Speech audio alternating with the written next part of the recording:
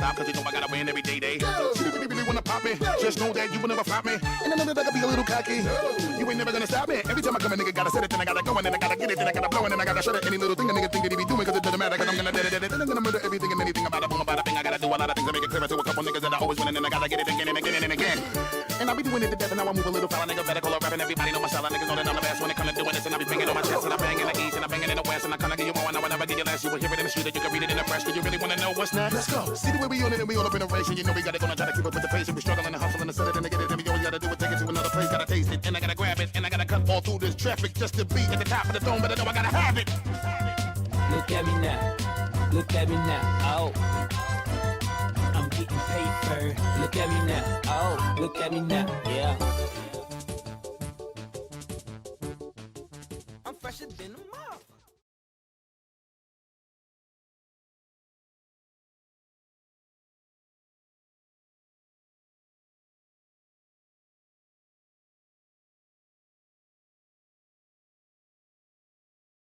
Hell breezy. Let me show you how to keep the dice rolling when you're doing that thing over there, homie. Hey, let's go! Cause I'm feeling like I'm running and I'm feeling like I gotta get away, but I know that I don't and I won't ever stop, cause you know I gotta win every day. See, you really wanna pop me, just know that you will never flop me. And I know that I can be a little cocky, you ain't never gonna stop me. Every time I come a nigga gotta set it, then I gotta go, and then I gotta... Life.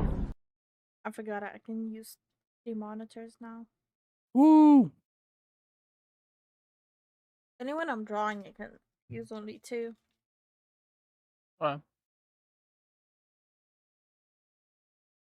I'm developing a habit of like drawing but not looking at the tablet when I'm handling darker colors.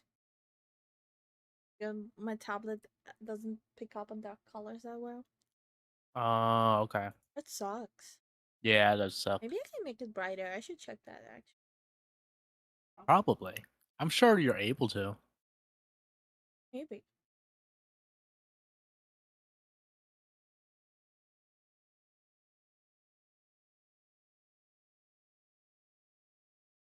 Also, apparently I forgot to make the face deformer mesh. Oh.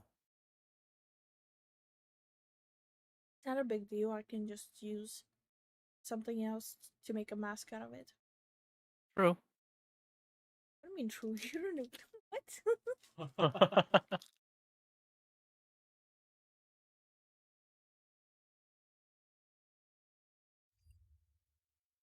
Spoken like a true rigger, huh?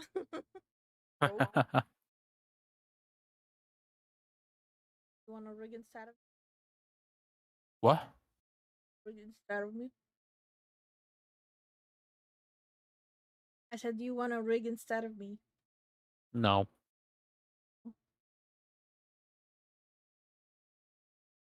I would love to help, but I gotta fix cars.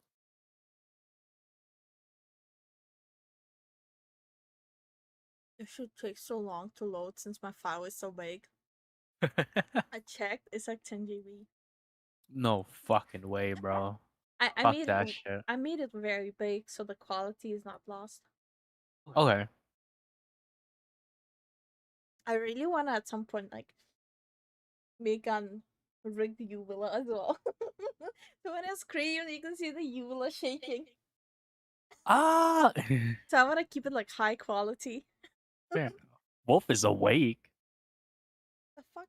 Sleep. Go sleep, bro. Wait, no, it's like morning over there, right?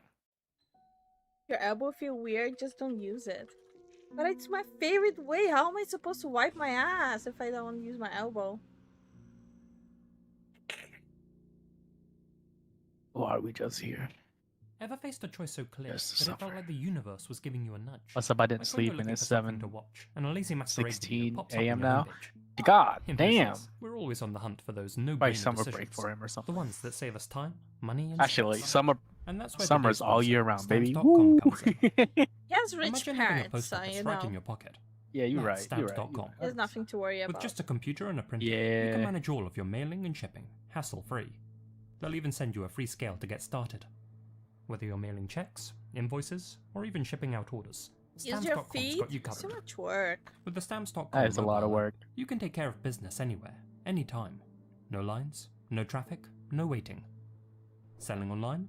Stamps.com seamlessly connects with every major marketplace and shopping. This guy is amazing. Need supplies?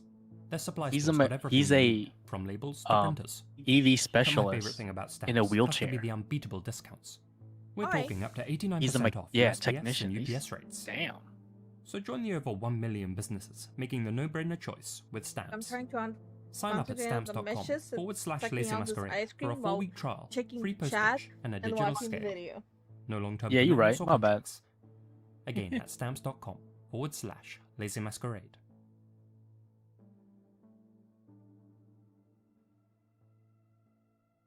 I need to clip everything into its place. Look how janky it looks. We all know that Craigslist when you has freshly hosted its fair import it, share of it's so concerning cursed. ads over the years, and has developed Oh, a God. reputation for being full of That's scammers, cursed. creeps, and in some cases, monsters. And though that's perhaps an exaggeration, I wanted to highlight one incident in particular that helped to give the site such a bad name. In 2011, this Craigslist ad was placed to the site's general labor section. Caretaker position for farm, southern Ohio. Simply watch over a 688-acre patch of hilly farmland and feed a few cows. You get $300 a week and a nice 2-bedroom trailer. This Someone one ordering looks good, single a little preferred, sus, but I will like it. consider all. Are you talking about the model? Relocation a must. What They do you must mean? have She a doesn't clean look record sus. and be You look trustworthy. sus. This is a permanent position. You're sus, bro. The farm is used How mainly does as she a look hunting sus? reserve. Is overrun with game. Has a stocked 3-acre pond, but some beef cattle will be kept. Nearest neighbor is a mile away. The wolf place has is spoken. secluded This and one, beautiful. this model looks better It'll than be the a real previous getaway one. for the right person. Yep. Job of a lifetime. If you are ready to relocate, please contact ASAP. She skipped from 2.0 to Position will 3.0 not stay open. from 1.0.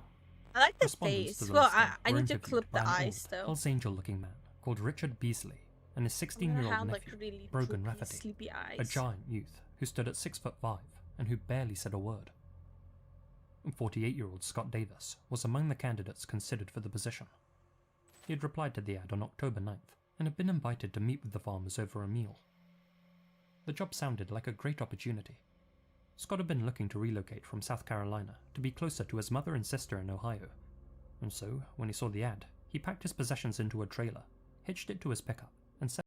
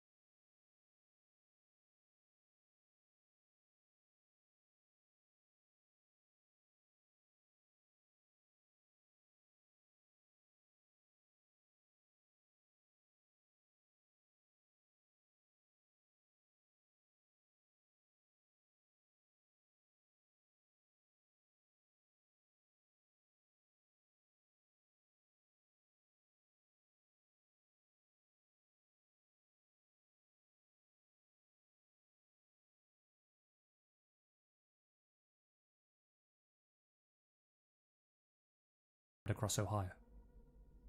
5 days later, a woman named Deborah Bruce contacted the authorities and reported that her twin brother, David Pauly, had responded to a similar ad on Craigslist shortly after Scott. She hadn't heard from him since. With that lead, investigators took cadaver dogs out to the area where Scott had been attacked. There, buried in 2 feet of earth, they found David Pauly, and beside him, the bodies of Ralph Geiger, Oh, and Timothy God, Kern. that was a crack and a half. The Oh. FBI traced the Craigslist ad back to an IP address belonging to one Joe Bass in Akron.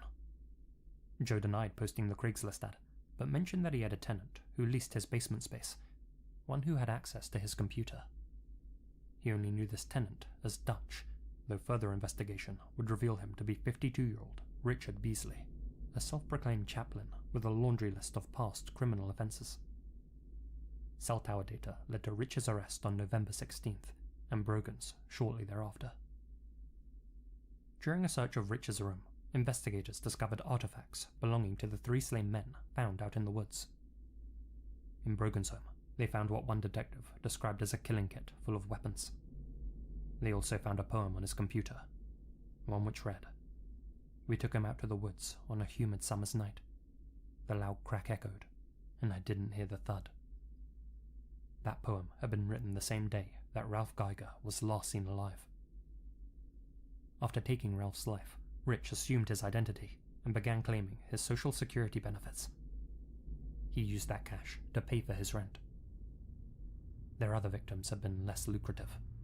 In fact, after taking Timothy Kern's life, the duo only walked away with the $5 they found in his pocket. But in the minds of most, money wasn't Rich and Brogan's main driving force. Why That do would I have be 2 the thrill of the shorts? hunt. It would later come to light that Rich and Brogan weren't uncle and nephew after all.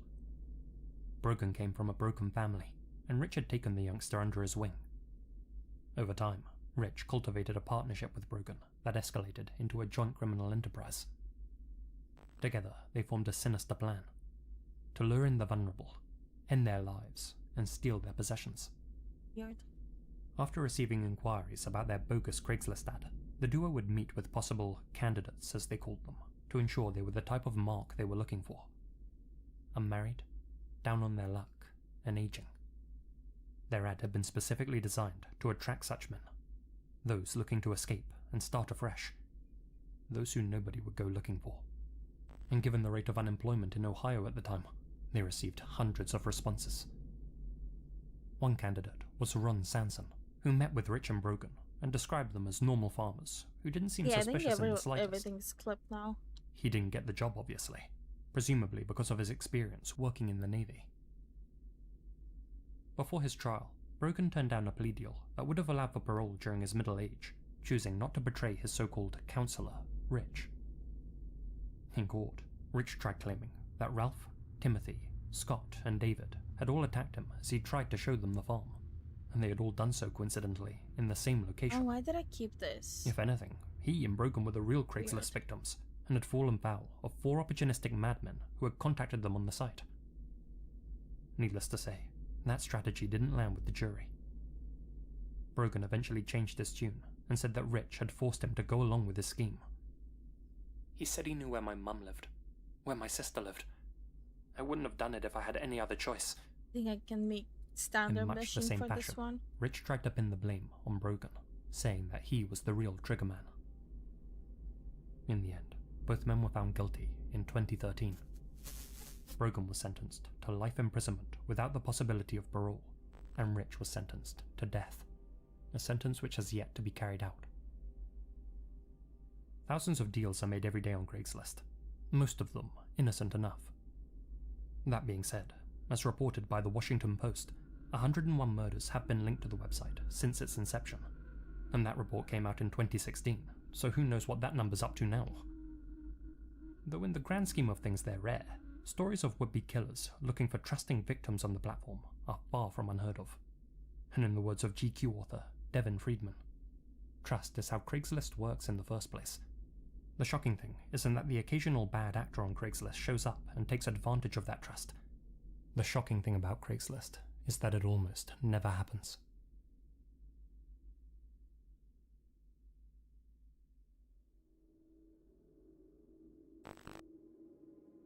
On the surface, 5N Chronicles, or the Fifth Nail Exposed Chronicles, might seem like just any other blog, but its mundane appearance belies its dark subject matter.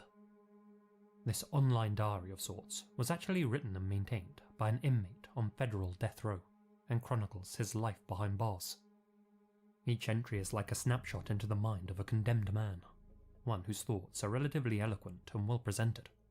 And though some paragraphs do touch on hostile inmates and cruel guards, the most striking thing about 5N Chronicles is how remarkably ordinary most of its entries are, with the majority focusing on things like the writer's changing weight, his thinning hair, and the movies he's been watching in his cell. And while reading through those portions, it's very easy to empathise with the prisoner and see him as a normal guy dealing with a tough situation. At least, until he reminds you why he's facing all Sparky, or its chemical equivalent, in the first place. In case you didn't know, I'm in a Riverside County jail for charges of kidnapping a 10-year-old boy out of his backyard where he was playing with several other children. I drove him to a secluded desert ravine, then murdered him, and left his bound body to be found decomposed and ravaged by scavengers several weeks later. And if that wasn't bad enough, I got away with it, and there were no suspects in the case until I told them I did it after I was arrested in Idaho for a completely different and much worse case. The man behind 5N Chronicles was Joseph E. Duncan III, a notorious individual who, between 1978 and 2005, preyed upon and essayed dozens of children. Duncan's life of crime began early, when, at the age of 15, he held a younger boy at gunpoint and forced him to do unspeakable things. The fuck? And with time, Duncan's sinister behaviour only escalated. He was finally brought to justice in 2005 when the authorities discovered the tied-up bodies of Brenda Groney, her boyfriend Mark Mackenzie, and Brenda's son Slade Groney inside their family home in Lake Coeur d'Alene, Idaho. Brenda's other It's a children, person Dylan to do and such Shasta, heinous were stuff. nowhere to be found. 7 weeks later, Shasta, one of the missing children, was sighted at a Denny's restaurant with Duncan. A waitress, the manager, and 2 patrons recognized her from news reports and secretly called the police. They swiftly arrived and took Duncan into custody. He'd allowed Shasta to live because, according to Duncan himself, she had taught him how to love. 2 days later, Dylan's remains were discovered at a remote campsite in the Lolo National Forest near St. Regis, Montana. Duncan had fired a sawn-off shotgun into his head at point-blank range. After his arrest, Duncan also confessed to the murders of Sammy Joe White and Carmen Cubias in Seattle back in 1996, and Anthony Martinez in Riverside County, California in 1997. Anthony was the boy that Duncan referred to in his diary entry.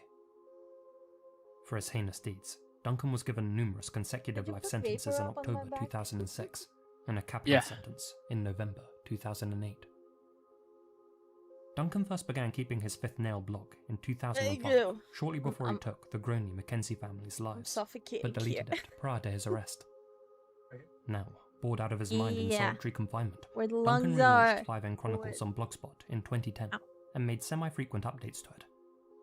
It's believed he did this by covertly sending letters to either friends or fans cheap. known only by their Lather it usernames, on. Silenced and Agent Cooper, who posted Duncan's updates to the site word for word on his behalf. These online diary entries date back to April 14th, 2010, where, in his first post titled, "I'm here, I have come," Duncan wrote, "I'm here, in jail, in California, facing death. And this is my worst nightmare come true. It's the thing I feared more than anything for most of I'm my a adult life. leaky. I'm hungry. What's for It was dinner? that We big just that ate ultimately some drove me water. But now, I'm not afraid anymore. I sleep, eat, read, you doing, and meditate Mommy on a G? narrow 22-inch concrete bunk. The mattress is 2 inches of foam padding wrapped in nylon-reinforced plastic. I gave myself a foot It's cramp. 6 inches wider than the bunk and 10 inches shorter than me. I stood on my big There is toe no while pillow opening and the one window. thin, dirty, and torn wool blanket. It is uncomfortable, but I don't mind. I didn't come here to What's sleep." wrong with me? Despite openly acknowledging his own guilt and peppering his 80 blog posts with casual asides detailing his atrocities, Duncan consistently rambled about how all of society was to blame for his twisted actions, What? and how the state was just as bad as him for giving him I a want capital coffee. sentence. Is there "We decaf? have always wanted this to be no more than an honest and open exposition of Joseph Duncan's thoughts and experiences. Nah, it's okay. A kind of glimpse into the mind of a human being that many I had call like 2 monster. cups already. The idea, I'm the supposed to hope, be has limiting always been that myself. by doing this, then perhaps those who are ready will find for themselves me a, that we are them, and that Got the me only and the monsters in rabbit this is world fat are the ones and we juicy. imagine and create Can I for ourselves. get a rabbit? How But does... it's come to our attention that by Like, iterating with what? singular first-person pronouns, we're inevitably giving the impression that He's this not blog gonna is be a about Joseph rabbit Duncan, soon. when it's never been about him at all. His mind is no more than a He psychological wants me sponge to make that his has soaked model up without the dross the and drip bunny exuded ears. by all of us. The fifth nail has only ever endeavoured to squeeze the contents of this metaphorical sponge onto the page, and let the pattern that emerges be read like an ink blot, which says more about the person seeing it than it does about the one who has Oh made my the god, stain. Vapor Rub is like going up So, into my from now eyes. on, we will speak only using plural pronouns as often as we can, in order to emphasize that this blog is not about one person. We'll also attempt to shift our focus more on expressing our thoughts in a Why more am I general doing form, this? so they can be Like, seen as thoughts coming from a sponge that has been used to wipe society's arse, I think I'm and not from overthinking the the mind of some meshes. evil monster that we I'm imagine, not in gonna order be to doing convince any ourselves that we're crazy not the ones to rigging. blame for the mess. I'll be just doing the The standard prisons shit. are the outhouses of the culture we live in, so we have no one but ourselves to blame for the offensive smell that wafts from within. Everyone has to shit, so no one is innocent. So take a good whiff, my friend, because it's both you and I that are making the stench, not just me. The final blog entry was made on January 28th, 2021, in which Duncan announced he had a tumour on his right temporal cortex. I have 3 federal death sentences, in addition to life without parole sentences in at least 2 different states, but it seems now that the universe has other plans for me. This one looks so silly. Exactly 2 months after that entry was posted to the platform, Duncan passed away in a BOP hospital in Tare Road.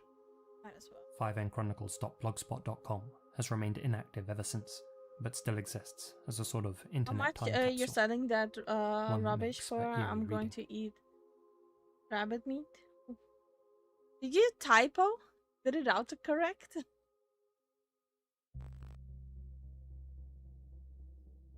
This is rentahitman.com, a site that's been operational on the surface web since 2005, and one which purports to offer a disturbing service. For a fee, clients can hire one of the business's 17,985 operatives to take care of any wet work they may need doing. That is, it offers them a way to deal with any troubled relationship that they may want to make disappear. The dark web is not safe, but our expertly trained field operatives are I dedicated hate to when providing a complimentary use that voice consultation thing. to help you discover the perfect solution for your unique situation. Since 1920, Rent a Hitman has assisted a diverse range of satisfied clients, including ordinary citizens of all ages, government employees, and even political figures. There's a creepy voice. Helmed by a Yeah. shady figure called Guido Finelli, the platform I hosts hate a him. slew of service options, testimonials, a careers page, and even a commercial, with a simple order form to fill out with your request. Yeah, if the premise of this site alone wasn't enough to clue you in that this is all satire, then its facetious tone should. The site's bursting at the seams with dark humour, such as how it states all of their operatives are 100% HIPAA compliant. That is, the Hitman Information Privacy and Protection Act of 1964. And yet, despite winking at its users at every available opportunity, thousands of people who have visited the site have been left with the impression that it was a legitimate way to hire a contract killer. The domain, rentahitman.com, was purchased by a man named Bob Innes, and was initially intended as a platform for an IT company he planned to start with friends. The name was a play on the word hit, as in website traffic, and how you could rent his service to get more clicks to your page. Bob's company would never materialize, but he sat on that domain name for years. In 2008, Bob decided to check up on how the domain was doing, and, to his surprise, discovered 250 Like, yeah, I to don't 300 understand emails what in you're the site's saying. inbox. But that surprise turned to concern when he realized that almost all of them were from people looking to hire a hitman. People from across the globe had taken Bob's tongue-in-cheek play on words at face value and assumed that the site was what it said on the tin. Bob decided not to take these emails seriously, presuming them all to be hoaxes, but decided to keep an eye on the inbox from then on, just in case. Emails continued to Oh, flood Bob's stomping. inbox, and some of them a little more worrying than others. In 2010, a grave request came from a woman in Canada named Helen, whose email came across as incredibly sincere. Bob followed up on the email personally, playing the role of a contract killer, and Helen detailed how she wanted her relatives in the UK slain stating that they had cheated her out of an inheritance. She even specified exactly when and how she wanted it done, and provided her targets' names and addresses. It was then that Bob forwarded their exchange to the authorities, who, in turn, arrested Helen. She was later convicted of soliciting murder and extradited back to the UK, where she was wanted on other serious charges. Following the successful prosecution of an actual criminal, Bob transformed Rent a Hitman into the spoof side it is today. He and his team forward any genuine-sounding requests onto investigators, and about 10% evolved into Jesus serious Christ, my eyes are investigations, like so leading to arrests. complicated. Look at this. On June 30th, 2018 for instance, Bob received an email from a woman, calling herself Jasmine Brown, who requested that an operative That's take even care without of her the love rival, eyeball. So BH. hold on, I'll show you how it's with the She eyeball. included BH's address, phone number, and social media handles in the email. It didn't take Bob much detective work. That's to a figure out nightmare. That Jasmine Hey. Brown's real Also- name was Zandra Ellis. Bob put Maliki, Sandra through to one of please his speak field in operatives, in named letters, Ace, please. who We don't in reality understand. was an FBI I don't agent. speak emoji. She and Ace chatted Emojis about are the weird, hit, bro. and Sandra agreed to Me pay too. They $1,000 don't to speak have emoji. BH taken out. Yeah, we don't know. She met with Ace in a Waffle House on July 6th to hand over a down payment, and disturbingly, even brought her daughter along to meet the supposed assassin. Agent Ace recorded their entire conversation, and, having collected enough evidence, arrested Sandra and took her into custody. In 2021, Wendy Vine from Michigan was arrested for seriously seeking to have her ex-boyfriend whacked. Although she initially used a pseudonym to contact Bob, she filled out the online form using her shit, what did actual I name. do? Bob immediately contacted the authorities, I and need Wendy to was check convicted the lips, and though. sentenced to 7 years behind bars. In February 2023, Yeah, the former lips Air I'll National have to Guardsman change. Josiah Garcia submitted a resume to I the think I site, need to change saying that he was the looking for employment as a hitman and eyelids claiming to too. be an expert marksman, one who had earned the nickname Reaper. Just like Sandra, Josiah agreed to meet with an undercover agent, posing as a recruiter for the website. After being handed a fake target package, which included photos and fake information about his first mark, as well as a $2,500 down payment, Josiah calmly asked if he needed to take a photo of the victim after the job was done. But instead of receiving an answer, Josiah got told that he was under arrest. And those are just a handful of the successful convictions that Bob has managed to oversee using the site. It's estimated that Rent a Hitman has thwarted over 150 credible plots. In Bob's words, he considers the site a magnet for low-hanging fruit that are out there trying to harm other people. "I really didn't think that people were going to be that stupid," he said. "But boy, did they show me."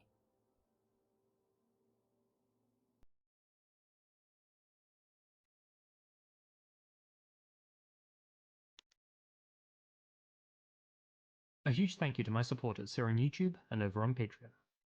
George Lopez, Holly Lyons, Modest Bulbasaur, Alana Pons, Asia Mina, Azriel Warakai, Chief Kochuake, Colin Munsma, Connor Lothan, Sai Wazao, Farewell Tattoos Jack Sefel, Gina Valera, Hamish, Ian Billock, Kevin Villa, Misty Blue Longy, Monica Mendoza, Peter Logdrech, Smiling Jack, Terry Ford, TNS Mum, LJB, Nicole Beshia, Hamish K, Ellen Doloff, Itai Allen, Nephis 1988, and Lydia Kumo. Thank you so much for your continued support.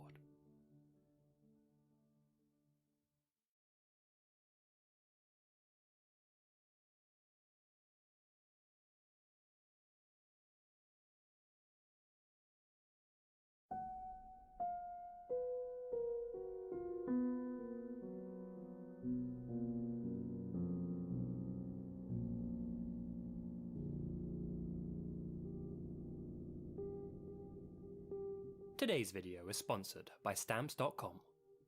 If there's one thing every small business owner can relate to, it's that their business doesn't feel small to them.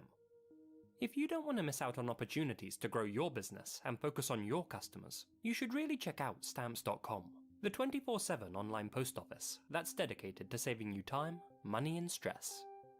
Stamps.com lets you print your own official postage and shipping labels in seconds, so you can skip the trip to the post office and focus on taking your business to the next level. That's official postage for any letter or any package, anywhere you want to send it. Whether you're running a small office, a side hustle Etsy shop, or a huge shipping warehouse, Stamps is a real game changer. Their software lets you access all of the post office and UPS shipping services you need, and automatically selects the best USPS delivery options based on price, package size, weight, and required delivery date. Their service gives you access to exclusive discounts on UPS and USPS services all year round that you can't find anywhere else.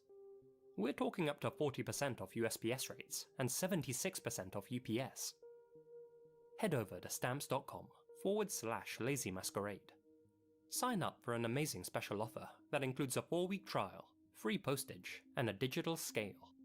No long-term commitments or contracts, just hassle-free postage on demand. Again, go to stamps.com/lazymasquerade and take advantage of that 4-week trial, free postage, and digital scale.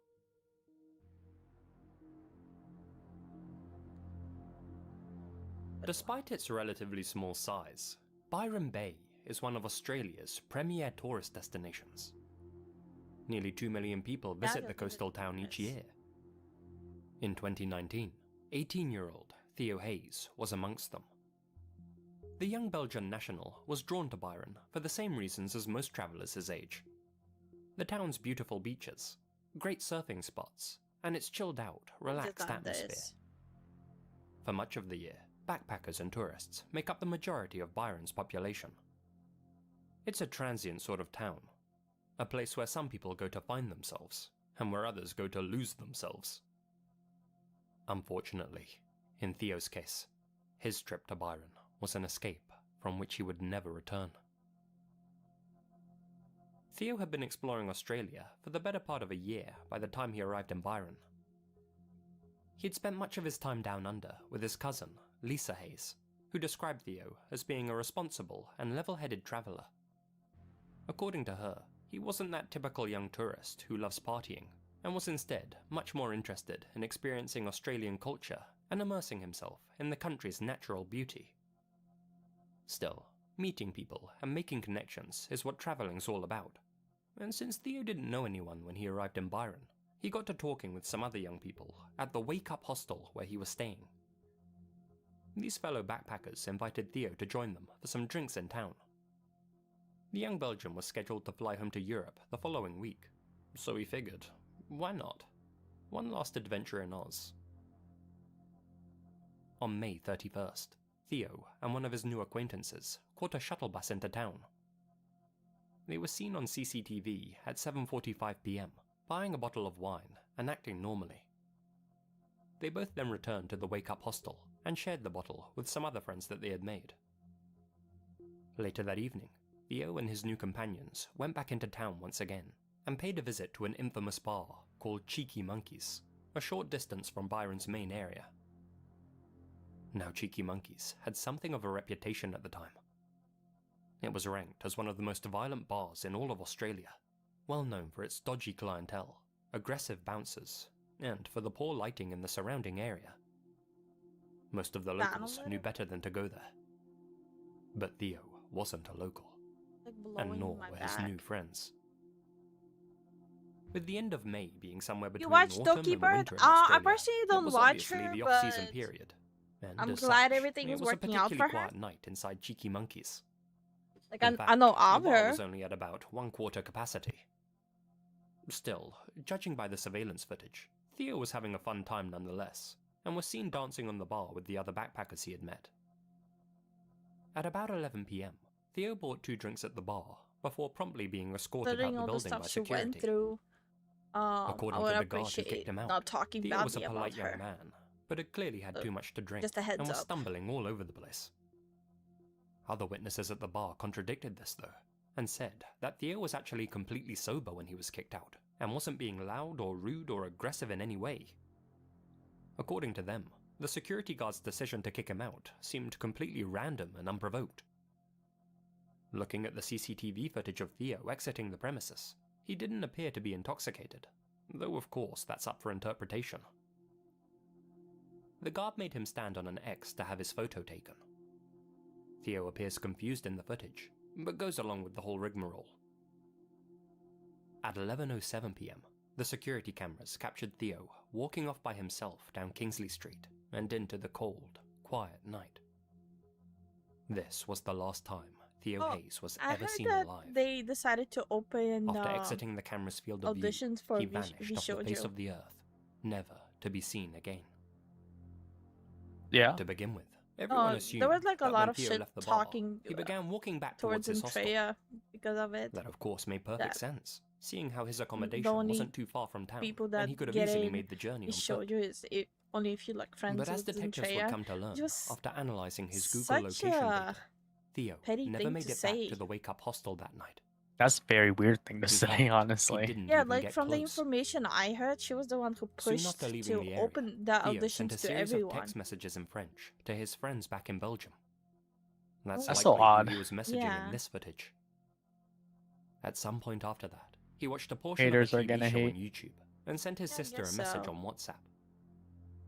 On several occasions, There's even he like opened Google a Maps lot to of search for people routes back who to his hostel. supposedly, and Clearly, that's he an was planning on heading back allegation at some that we're point. pressuring However, Dokiber according to to his join mobile records, Vishojo. he actually took an extremely After bizarre Ninja route Sanji, after I don't leaving think the he's bar, gonna be and joining walked in anything. the opposite direction of the hostel, towards a youth activity I center. think the down indie life Tennyson sounds Street. better. Yeah, He then spent 7 minutes she's her standing own in a boss sporting now. field.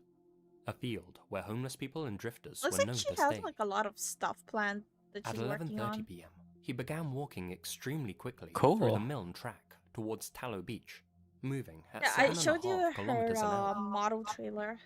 With no streetlights Yeah. in that part of town, This was pretty it would have cool. been very dark, Mhm, with no mhm. signs of life, and Theo would have been well aware that he was heading in the wrong direction and away from civilization.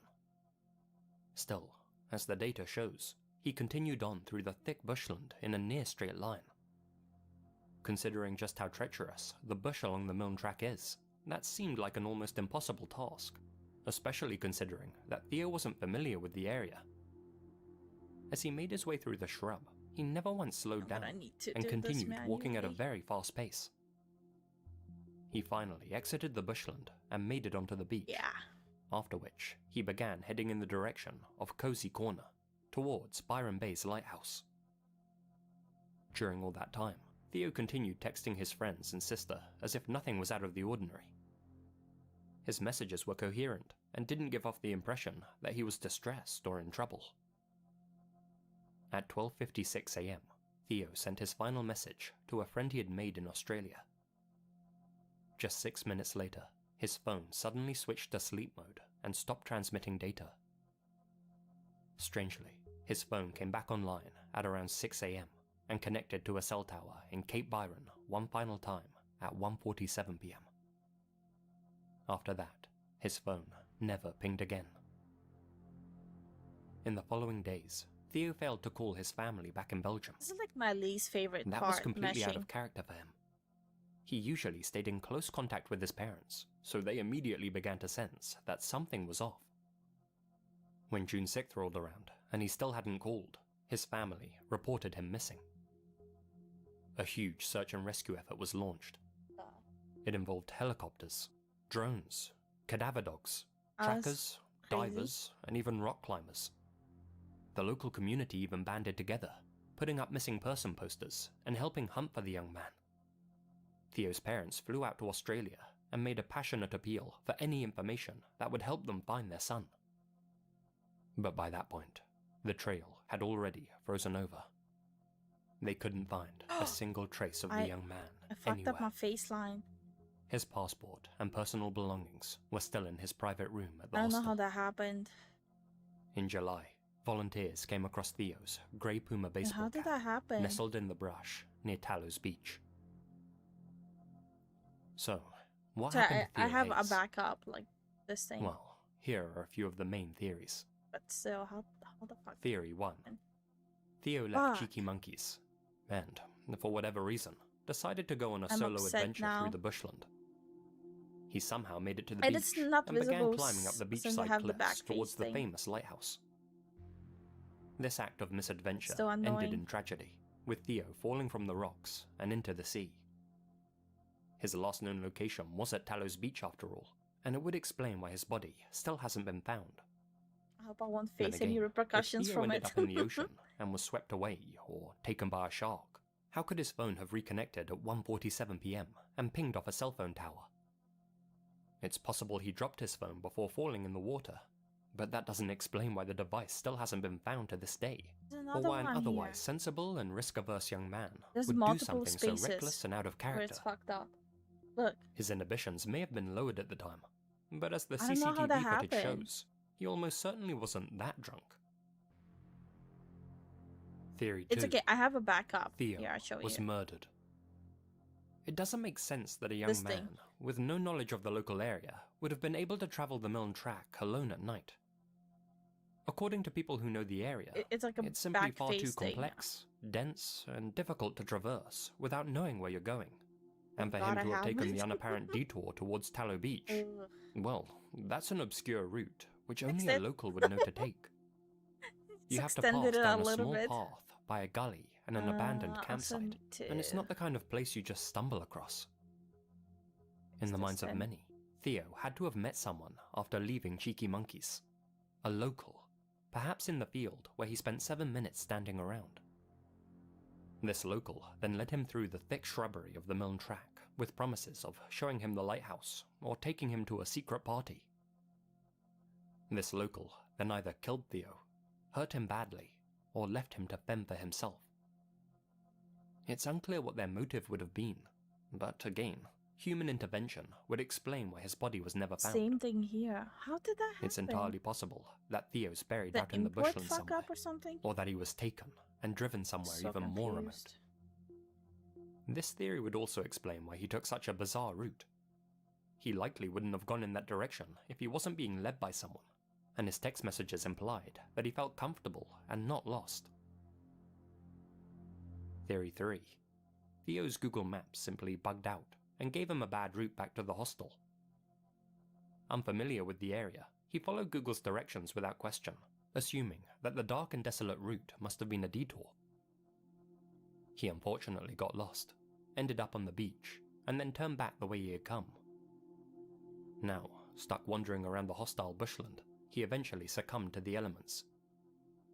It was a particularly cold night after all, Byron's coldest May night on record in fact. His remains could still be out there somewhere, laying undiscovered, deep in the brush. This theory, however, doesn't explain why he never once tried to call for help, or why he didn't message anyone about his dire situation. There's a myriad of other possible theories that people have come up with.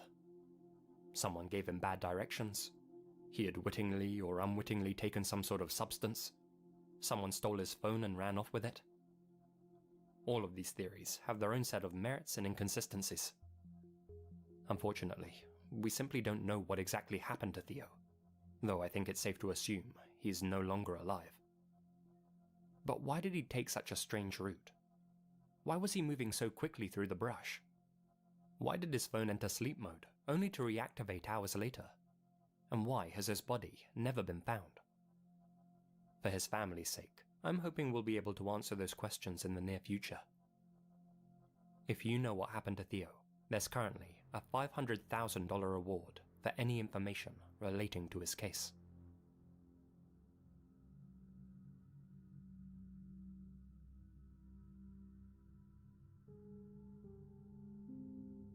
If we're being honest, we all have a few skeletons in our closet, though of course, some of us harbour much darker secrets than others. For a few particularly sinister individuals, those metaphorical skeletons may actually be literal. For the incredibly wealthy and powerful, however, it just might be possible to have those old bones swept under the rug.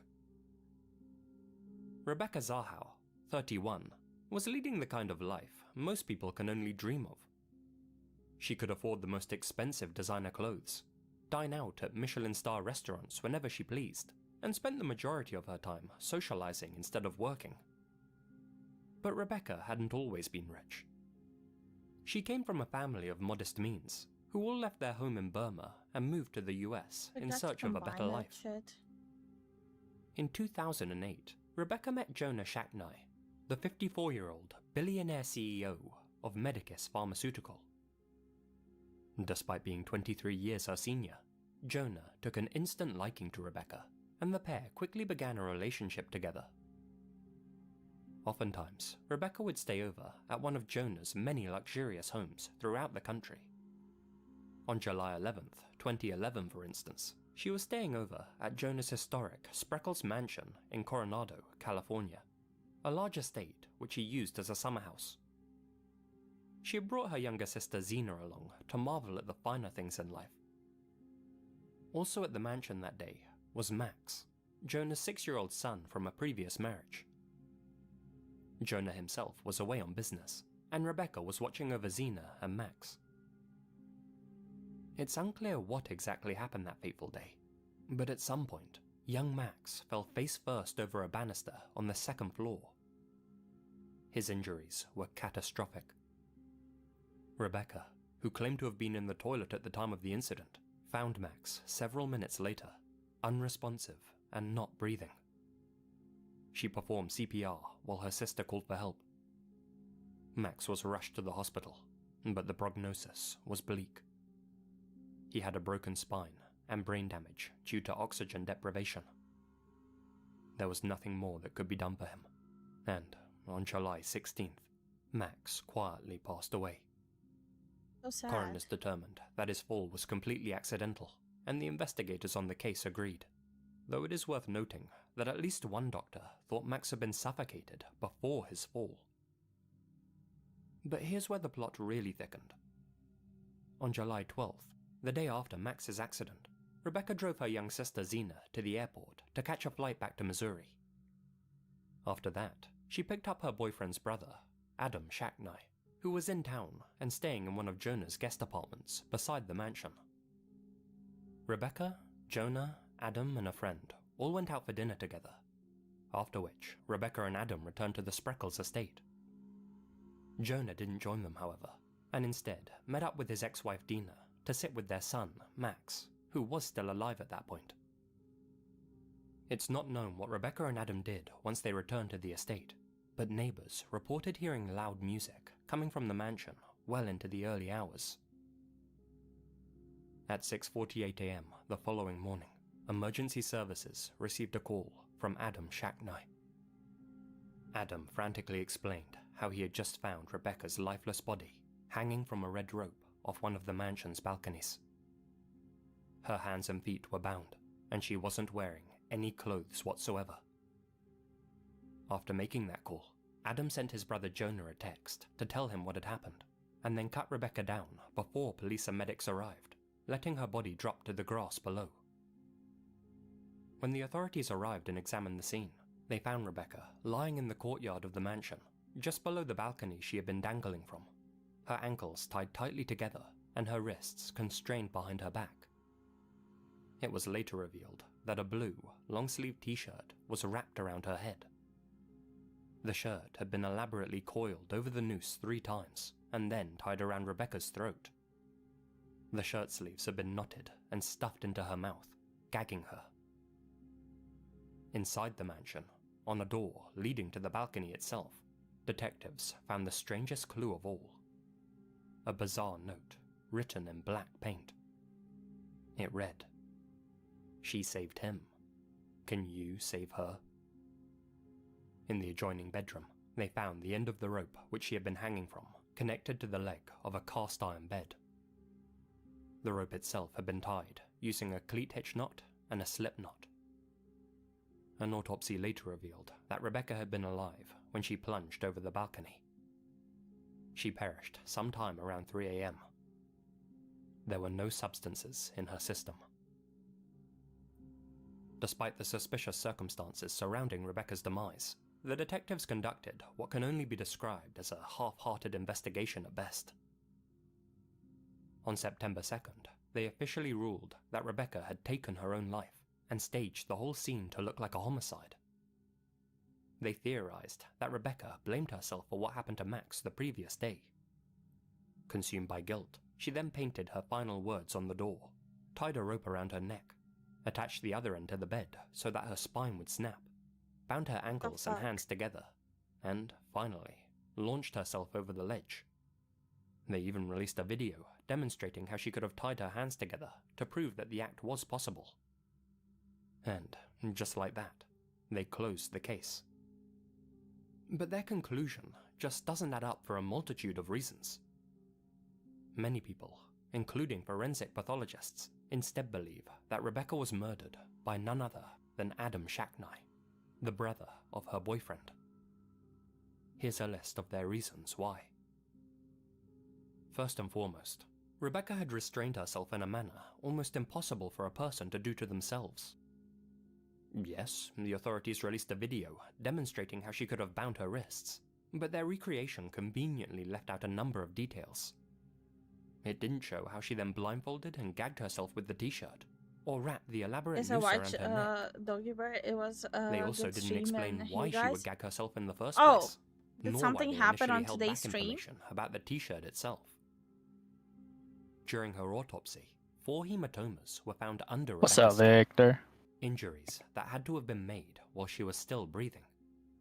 So, she either hit her head 4 times on the balcony as she fell, or, more likely, she had been struck by a blunt object and knocked out prior to her death. She also had defensive wounds on her arms and Figure out hands, how to mesh the type a person sustains eyelids like when trying to this. fend off an attacker. Right, if I The supposed to do DNA it of a still separately. unidentified person was found at the scene, meaning that somebody else was present when Rebecca died. Small amounts of blood and hair were found inside one of the mansion's showers, as were a pair of black gloves and a lone latex glove. None of this evidence was analysed by the authorities. Mud was found on the soles of Rebecca's feet, indicating that she had tried to escape the house while barefoot.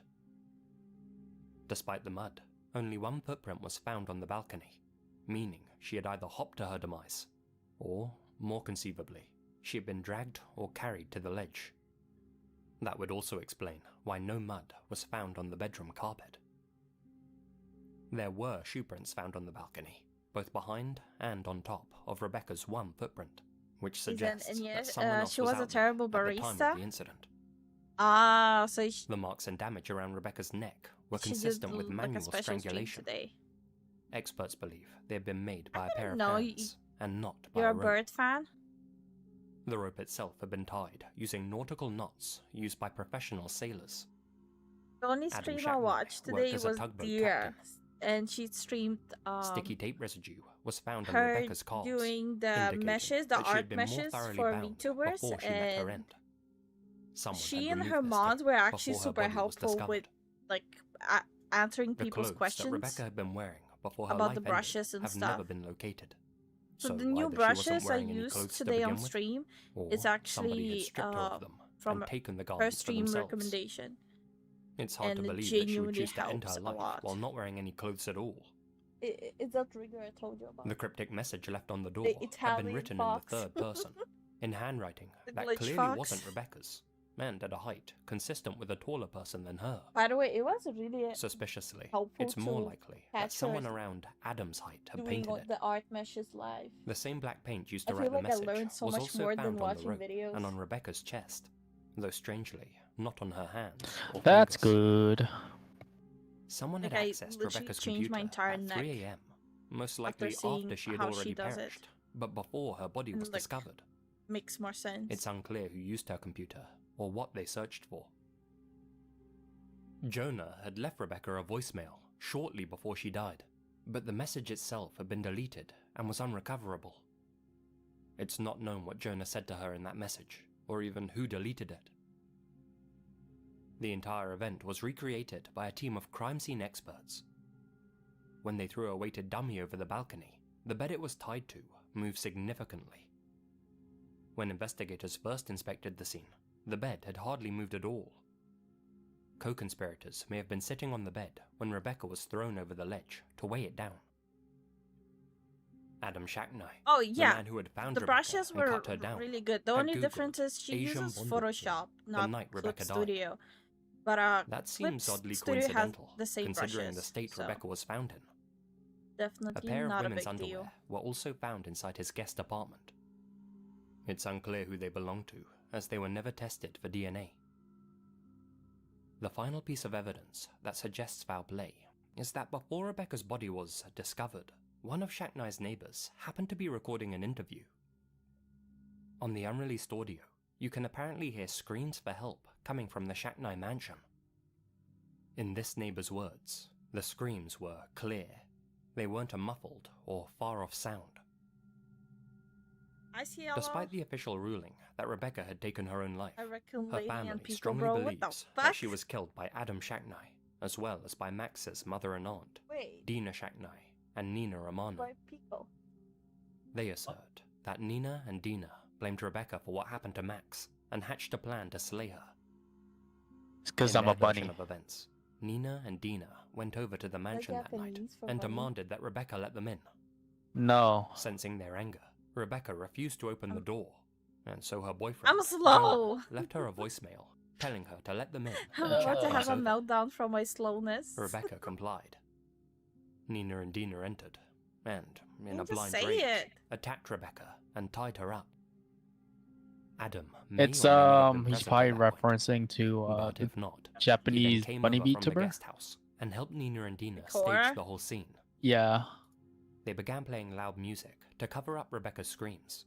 because deleted the everything bunny voicemail Jonah is had left on her phone, and painted supposedly the strange message on the door. Picora. So he's just saying Adam then Pico. snuffed out Rebecca with his own hands, and the trio Okay. threw her over Why the does it say ledge. raccoon lady though? You're not a I don't raccoon. know. Several hours later, You're an otter. Adam pretended as if I'm he not had an stumbled upon the otter. scene I'm an and oni. called This for form- emergency services.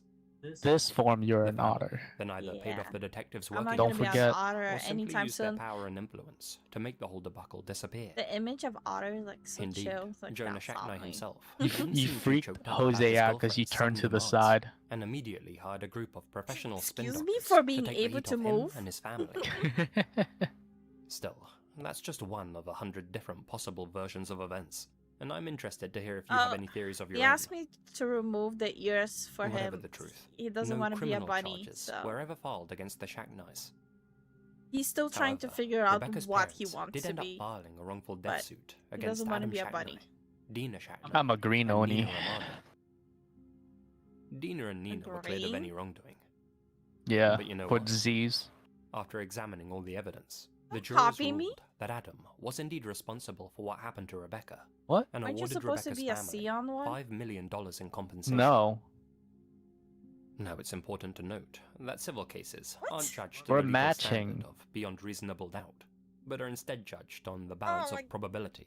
No, I have to change the That's color to say, palette for it's you. entirely possible that Rebecca I'll you didn't did even die. start mine yet. and Adam Shacknai I won't be was spending already any time working on the behind bars color for what palette happened for to you. her. What are you talking about, bro? But in the eyes of Oh, that just particular change the jury, just it's change more one likely color. he That's was it. responsible for her death So why than not. does it sound like you're talking I from suppose my that toilet? means if you had to put money on it, Yeah, I know saying you're Adam not in a Shacknai was toilet, you're involved in sitting what next happened to me. Rebecca is a safe Why bet. do I sound like I'm what? And who Now knows? it's better. If you won enough Okay. money in that wager, you too may just be Bro, able to he afford rocks the that same bunny. luxuries as the No, rich I and don't powerful. want to be a bunny. It's Expensive not my dinners, choice. Why are you a telling huge me It was- that?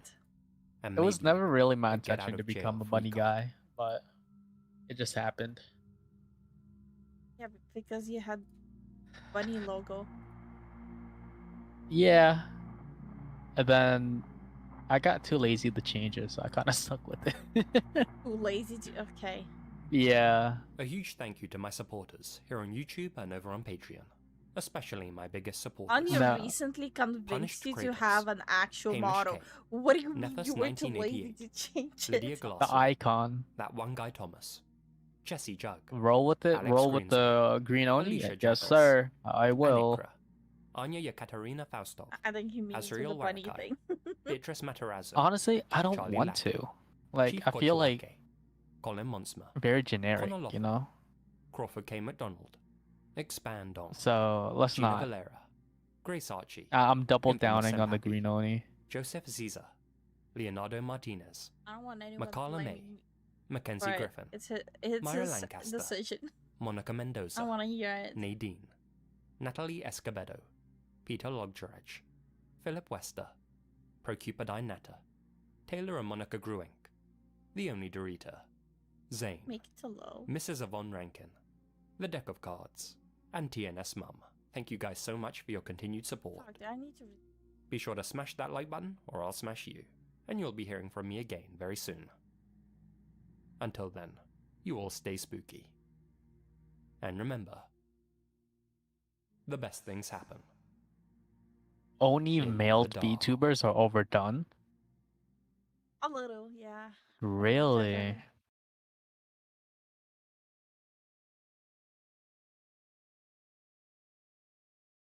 Today we have a really I cool video know for you no guys. one's It'll be a doing an Onibi. I haven't seen a single Onibi VTuber. I'ma just roll with it. Could use a comically small hat. Jose, I swear to God, if you watch Dia and that's why you're talking about hats, I'm banning you. I had enough of hats. Yo, is Wolf still here? I need some Vietnamese lore coming in.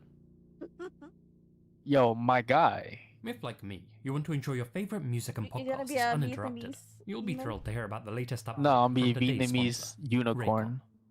Raycon's everyday events have always delivered top-notch I review am not quality that rigging the rivals big horn. brands, while keeping It's your wallet the happy. it's a But recently, composite they've made their bestsellers even better. of horse, These buffalo, and upgraded everyday dragon. earbuds are not I just am about not stunning sound quality. rigging a They now horn. come with enhanced Very features, strong and reflective faithful. noise You don't even cancellation have to. help Just truly put like immerse you some in your audio experience. I don't know, Their new some weird ergonomic crown design is shit. sleeker I don't know. How and comes about with a you do it? simpler, more intuitive You right. LED UI. For those on the go, I wish you'll I could. appreciate the quick charge function. As just 10 Onibi is a minutes type of charging now atmospheric yields ghost an hour sled and a half in of Legend battery of life. Japan. According to And for those who like a folklore, bit they of are colour in spirits their born tech, these from the ribbon corpses headlights come of in a human variety and of shades. animals. That's the But you idea. and me, they So, had to be black. My favorite there's feature, though, different has to be their lures new multi-point connectivity, about which allows you to Onibi. connect to two devices There are simultaneously.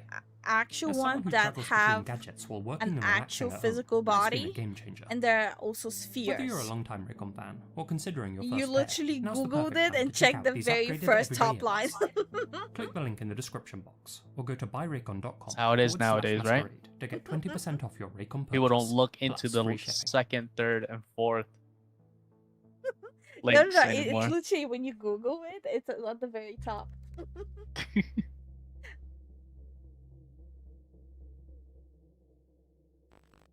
So there is was the Western four holy Complex of beasts: Continuous education, situated in Moscow, the Russia. Azure An dragon, institution for the students too Valerian disruptive to bird, attend ordinary the high white school. tiger, and the A place black for the unruly tortoise. and academically uninterested to learn a trade skill such as That's like- woodworking. It's like One of the school's former Oh my students God. was 18-year-old Andrei Amelyanikov, a quiet and introverted young man who was sent to the complex because of his terrible attendance record at his previous school. The problem Andrei had was that he was far more interested in playing video games than studying. Now, of course, most boys his age would rather be playing Dark Souls than learning about dark matter, but Andrei whittled away nearly all of his waking hours in front of his computer screen and barely ever showed up for any of his classes. An institution with tougher, no-nonsense educators was just the boot up the backside that Andrei needed. At least, that's what everyone hoped. Though he had few friends in the real world, Andrei was extremely active on gaming forums and had built himself a fairly large social circle online. One of those There's internet not friends, a lot of videos on Margarita, Onibi. described him as a completely ordinary guy That's with a good sense disappointing. of humor. Though obviously, when you're dealing with people through a monitor, A Will you can Wisp, never truly be basically? sure they No. are the person that they present themselves to be. Indeed, More like Andrei a seemed to be demonic living thing. vicariously through the sites he visited and the games he played. Yeah, His let's avatar was the organize fanatical antagonist some from Silent stuff. Hill 4, The Room, Walter Sullivan, Nice. a calm and shy killer who, in the game, carved a string of numbers into his victims, and who ended his Mouth. own existence by severing an artery in his Mouth. neck. But what his fellow forum users didn't know Weird. was that Andrei didn't just appreciate Walter Sullivan, he idolized him. Six. In the latter months of It's like this, 2017, Andrei began complaining to his friends online about his Okay. health and safety lecturer, Sergei Danilov. Oh The God! pair had gotten into numerous Look at this disputes that shit. semester. A former army officer and This is father so of three, crazy. How's this Mr. shit Danilov not didn't crash tolerate yet? bad behavior, backchat, If or I do tardiness, this, and probably it's believed will. that I'm gonna Andrei's back it apathy up. during his classes was the cause of much friction. One of their so-called conflicts had gotten so heated that Mr. Is Danilov anyone a was preparing Quailin? to have Andrei A expelled Quailin? from the Polytechnic. Or Kylan Andrei or would tell his Kieran? friends, I'm gonna Probably. kill that guy sooner or later. I am not. But since doing dark and the- edgy humor made up about half of their friendship circle's conversations, That's what it looks like. nobody took him I'm seriously. supposed to make you a thirst trap. Such Remember, jokes were that common was the on our plan. Recounted one You're former supposed to user. bring me the female We viewers didn't pay those or comments the much femboy attention. viewers. One thing The the fuck? users did pick up on though was how Alright, Andrei then began I should ending just his be the messages with unicorn then. hashtag 11117. When they I asked him think what this the is number the was meant unicorn. to Let's see. signify, One. Andrei Okay, never that's the explained. dragon. But its There's no purpose talking to soon him. became crystal clear. Look! This doesn't even look like a On regular. November Look at 1st, this. Oh, look at 2017, your problem. Andrei Hold attended on. his Wednesday classes If I on fuck Gavardeskaya this Street up, as I'm per killing usual. you. but his studies were the last thing on his mind. During a break period, Andrei made his way to Mr. Danilov's classroom on campus and found the lecturer alone, his back facing the door.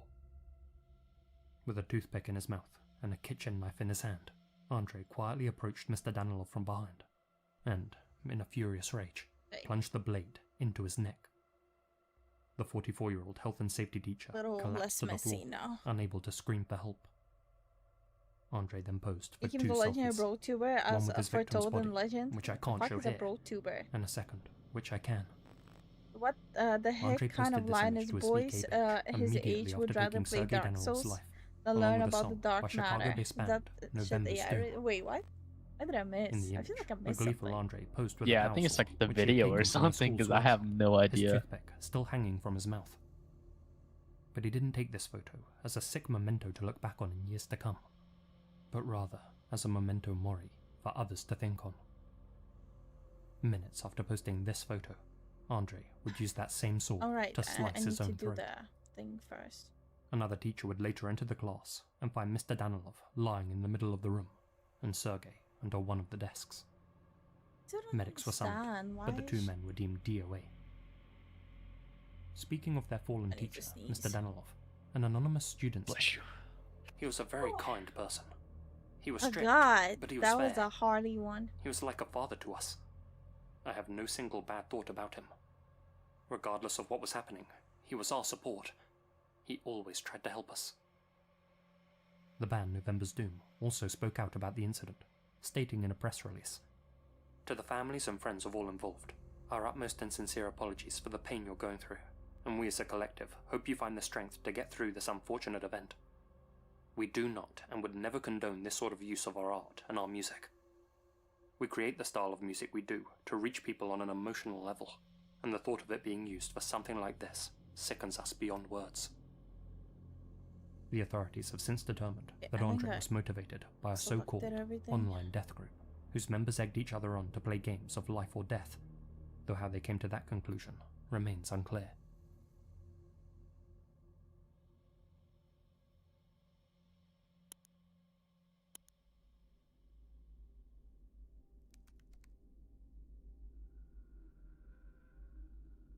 Born in 1954, Rosario Endrenal grew up in a relatively poor household. Thanks to her high IQ, good looks, and bubbly personality though, Charo, as she preferred to be called, had managed to make a decent life for herself. She married a man named Luis Rodriguez, and in 1981 they welcomed their daughter, Xantal, into the world. Thanks to her fluency in foreign languages, Charo landed herself a well-paying job shit. at the Spanish superstore, Brica. Was Things fell apart for Charo in 1995 the whole when she head. ran off with an executive from her dang. company, a Frenchman named Jean. Jean got Charo hooked on cocaine, and before long, her No fondness for the bunnies. substance I'm spiraled moving out it. of control. I'm moving away from the bunny. She would go on to lose her job, and having had his fun, Jean abandoned Charo on the streets of Paris, leaving her with nothing but a lifelong addiction to remember him by. Charo returned to Barcelona and tried to reconnect with her husband and daughter, but by that point, they had turned their back on her. Now homeless and jobless, Charo would spend the next 5 years alone, sleeping inside a Caixa Bank ground floor vestibule, a small enclosed area that housed an ATM. The bank was located in the affluent San Gervasi neighborhood, and Charo had once worked there before falling Oh, on hard I times. wasn't listening. In the early hours of December 16th, 2005, a now 51-year-old Charo was again sleeping on a bed of cardboard in that same enclosed booth. At about 1:30 a.m., two 18-year-olds whom she had never met, Ricard Pinilla and Oriol Plana, entered Oh, the booth yeah, there's like and began to hurl breaks insults everywhere. at Charo. They kicked But- her, threw garbage at her, and struck her with a plastic bottle and a traffic cone. After which, the two men went outside to find It more happened items during to hit her with. importing? This photo There's a captured the moment breaks here that Charo too. managed to lock them both outside of the vestibule, and, unable to get back inside, the men departed. Do it. This was unfortunately far from the first time that such an I'm gonna occurrence had just happened own to it. Charo. I'll just copy this She had often one. been attacked by other territorial homeless people and angry drunks. As such, she knew that calling the police wouldn't achieve anything, and so, now believing herself to be safe, Charo simply laid down and went back to sleep. Several hours later, at 4:20 a.m.,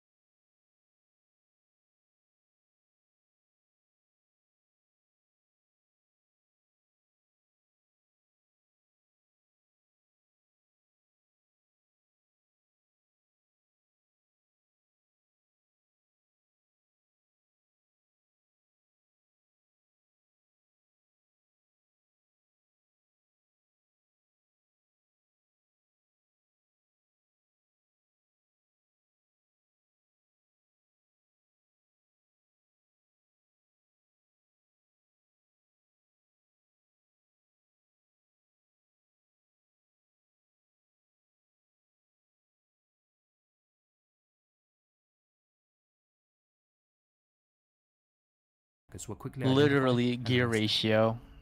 Good ratio, Once in bro. custody, Ricard and Oriol were severely So beaten it's by other inmates, and one of them 54, had their head shaved. 34 Juan Jose's case was handled by times the juvenile court. 51 to 54.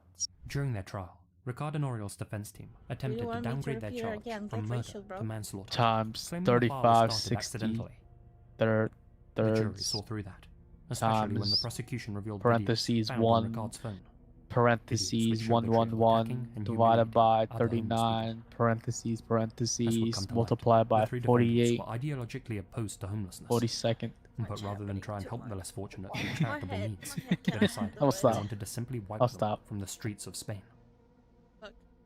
In November 2008, Ricard and Oriol were each given a 17-year sentence for intentionally ending Charo's life, while Oh my Juan God, Jose what if my received face is 8 like years this? behind bars and 5 years of supervised release. Like Given this. this incident occurred more Wait. than 18 years ago, all three of them are now What? free men. Squish, In fact, squish Ricard the was eyes released early together. in 2016, having served just 11 I years. haven't added this He here. justified his since- past actions I'll just rig by one saying eye he and was insecure copy it. and had low self-esteem. Fair enough, fair And enough. claims to feel extreme remorse. Though personally, I'm I'm to skeptical. do the lazy way. Charo's daughter, Santal, has since expressed that the three killers did more than just end Charo's life that day. They also destroyed any chance of the mother and daughter reconciling. Perhaps, on a day like today, my mother could have decided to accept help and become again the woman she had once been. But that opportunity was taken away from her.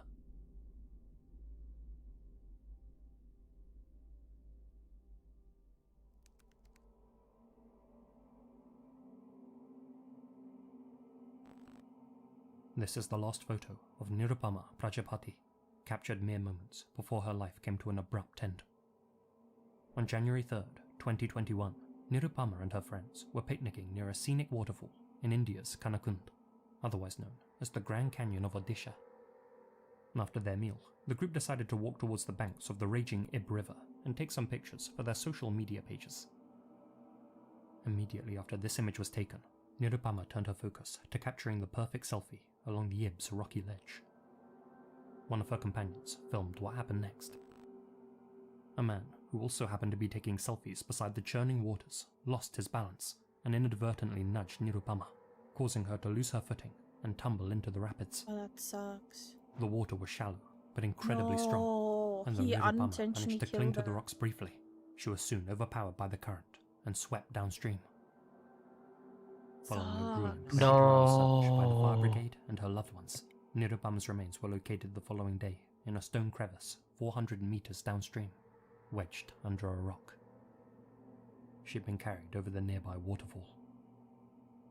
Unfortunately, Nirupama's case is just one in a long line of selfie-related fatalities in India.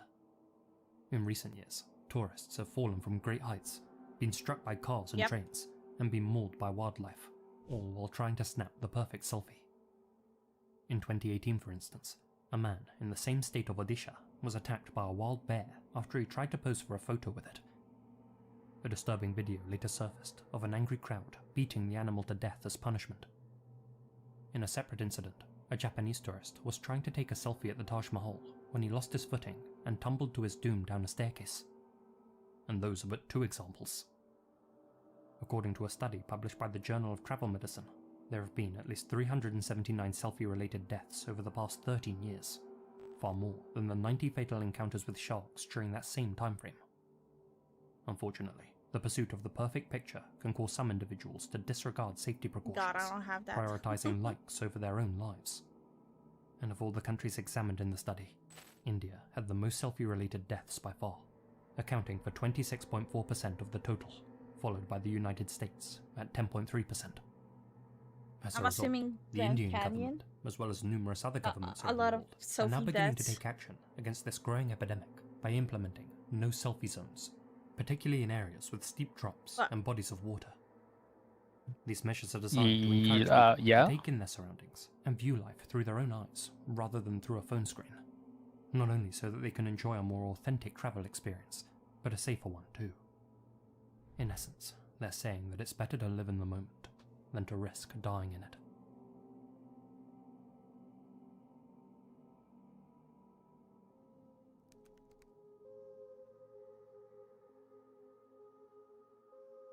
In many ways, K-pop could be described as the Marmite of the music world. Those who love it seem to really love it, and those who don't, really don't. For the sake of my like to dislike ratio, I'm not passing judgment, but whether you consider the music a boon or a bane, for all its gloss and polish, I don't K-pop like has an K-pop. undeniable dark side. Performers are often subjected to notoriously grueling training schedules, frequently face mistreatment and exploitation, and are often discarded when they fail to live up to the industry's impossible standards. Idols who value their careers, public image, and bank balance are sometimes pressured by their labels into silence, threatened with lawsuits if they try to speak out. But it's through adversity not add that the that. strongest bonds are forged. Oh. This is Ladies Code, a K-pop quintet whose original lineup consisted of members Sojung, Zuni, Eunbi, Rise, and their leader, Ashley. They formed back in 2012, and though they weren't as big as other contemporary acts, I'm told they were considered rising stars, with a few early hits under their belt. Though it's unknown whether Ladies Code had to deal with any maltreatment from their agency, Polaris Entertainment, who have been the subject of several scandals, I must say, these 5 ladies had formed an unbreakable connection, and described themselves as sisters. Of all of them, however, the 2 closest members were undoubtedly Rise and Eunbi. The pair weren't only best friends, but roommates, inseparable both on stage and off. The 2 girls were always side by side, smiling and having fun, as can be seen in this photo, posted to Ashley's Twitter page. It would be the last photo to show all 5 members together. You see, shortly after this image was posted, the unthinkable would occur. I put too many points. It was September 2nd, 2014, and Ladies Code were recording a segment for the KBS Live Open concert in Daegu, South Korea. This footage shows them performing that very evening. After filming the concert, the girls and one of their stylists hopped into a van driven by their road manager, a man known only as Mr. Park. Together, they set off on an ill-fated journey back to Seoul, I heard about this. making a pit stop just after midnight. It was now September 3rd, and the group were in high spirits, given that it was Sojung's 21st birthday. When Sojung returned from the bathroom, the other members surprised her with a makeshift cake made from choco pies. However, concerned about weight gain, they all decided not to eat it. A decision Sojung would later deeply regret. It was approximately 1:30 AM. Conditions were rainy on the Yongdong Expressway, and Mr. Park was speeding at 85 miles per hour in a zone marked 60. While approaching Singal Junction, just outside the capital, the van began hydroplaning and skidding. Mr. Park lost control of the vehicle, and witnesses reported seeing the van roll several times before colliding with a guardrail. Park, who had maintained consciousness, immediately called for help. Of the 7 occupants, 4 were able to exit the vehicle and flag down ambulances, while the other 3, Eunbi, Rise, and Sojung, remained unconscious inside. None of the airbags had deployed at the moment of impact, and a first responder said he didn't recall undoing any seatbelts while attending to the 3 women. The situation was described as extremely chaotic, with Rise found not to be breathing and requiring immediate CPR. All 7 occupants were rushed to nearby hospitals. Eunbi was pronounced dead on arrival at the Songbin Medical Center. She was 21 years old. Sojung and Rise, who sustained the most severe injuries, were initially taken to the Catholic University of Korea St. Vincent's in a critical condition. Rise's condition worsened, and she was transferred to Adjo University have Hospital meted for together, emergency brain damn it. surgery. She succumbed to her injuries and passed away on the morning of September 7th, 2014. Sojung's condition was eventually stabilized. Ashley, Zuni, Mr. Park, and the stylist sustained minor injuries and were released after treatment. Shortly after the incident, the media descended upon the crash site, and these images began circulating online. Several keen-eyed internet users noticed something in the wreckage. A banana plush. It was the late Eunbi's favorite toy, given to her by a fan. She had talked about it in interviews, and said how she slept with it whenever she felt lonely. Frustratingly, the paparazzi were said to have acted disgracefully at both women's funerals, ignoring their families' requests for privacy and snapping close-ups Wow. of grieving guests without their permission. That's fucked up. In court, Mr. Park testified that one of the van's back wheels had come off while he was driving, which led to him skidding and crashing, but experts determined that the wheel had actually detached as a result of the crash itself. Park was sentenced to a year and 2 months in jail in 2015, That's it. a sentence which was later suspended, provided that he attend 40 hours of driving classes. Fuck. He would killed eventually settle multiple with the people. families of Umbi and Rise out of court. Following So the fucked accident, up. the 3 surviving members of Ladies' Code continued to perform together. Their first show was held in Rise's native homeland, Japan, and was dedicated to both her and her fallen sister, Umbi. It had always been Rise's dream to perform in Yokohama, a dream she herself never The got to one realize. died.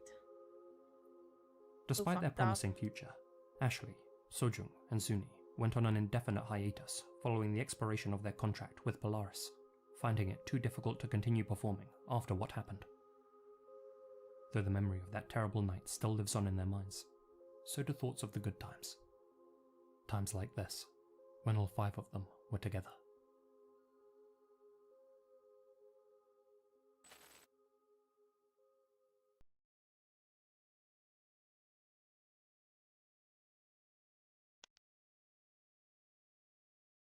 A huge thank you to my supporters here on YouTube and over on Patreon. George Lopez, Holly Lyons, Modest Bulbasaur, Alana Pons, Aisha Mina, Azriel Warakai, Chief Kochuake, Colin Munsma, Connor Lothan, Sai Wazao, Farewell Tattoos Jack Sefel, Gina Valera, Hamish, Ian Billock, Kevin Villa, Misty Blue Longy, Monica Mendoza, Peter Logdrech, Smiling Jack, Terry Ford, TNS Mum, LJB, Nicole Beshia, Hamish K, Ellen Doloff, Itai Allen, Nephis I need to 1988, remind myself and not Lydia to Q. overthink Thank it. you so much for your continued support.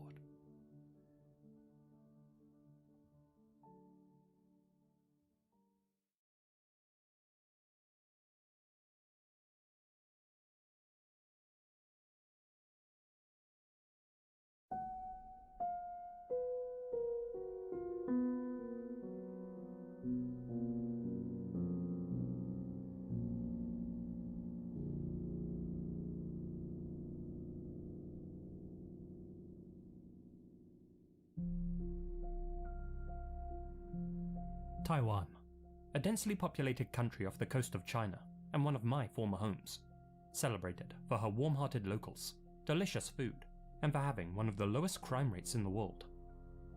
But that hasn't always been the case. In the shadows of the island's past, there was a time when even its brightest stars weren't safe. In this episode, we'll be exploring one of the most disturbing cases I've ever covered on this channel, one involving celebrities, psychopaths, and an insatiable media frenzy that changed this small island nation forever. This is the story of Pai Xiaoyan, a young woman caught in the crosshairs of a headline. Before we dive in, take a quick moment to open up Google and search your name. Trust me, the results might just give you a chill. I did this not so long ago, and there it all was. My email, phone number, even my home address, all out in the open on public listing sites. Creepy, right? That's when I discovered today's sponsor, Aura. Turns out, data brokers were having a field day selling my info to robocallers, spammers, and scammers. And if you're not protected, they're likely doing the same with yours. But that's where Aura can help. They're apps like a personal bodyguard for you and your family against those invisible online threats. It spots the data brokers exposing your personal details and submits opt-out requests on your behalf. These brokers are legally required to remove your info if you ask them to, but they make it extremely difficult to do so. Aura takes care of that hassle for you. Aura's really easy to set up too, no tech wizardry required. It comes with everything you need, all in one app at an affordable price. Parental controls, antivirus, VPN, password management, identity theft insurance, and more. So don't let other people exploit and profit from your personal information. Simply go to aura.com/lazy or click my link in the description box below and start your 2-week free trial today. Again, that's aura.com/lazy.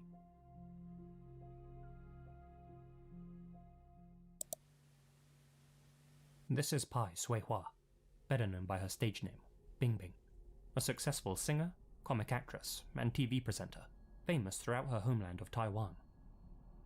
Bingbing's rise to prominence began in 1973 when she won a televised singing competition, prompting her to pursue a career in entertainment. In 1975, she moved to Fukuoka, Japan to study singing and acting, hoping to later return to Taipei and make a name for herself. It was while studying abroad that she met and fell in love with writer, manga artist, and wrestling enthusiast Ikki Oh, I Kajiwara, heard this one. the famous, or perhaps infamous, creator of Tiger Mask and Ashita no Joe. Though his work is still highly regarded by manga enthusiasts, Ikki himself had a less than stellar reputation.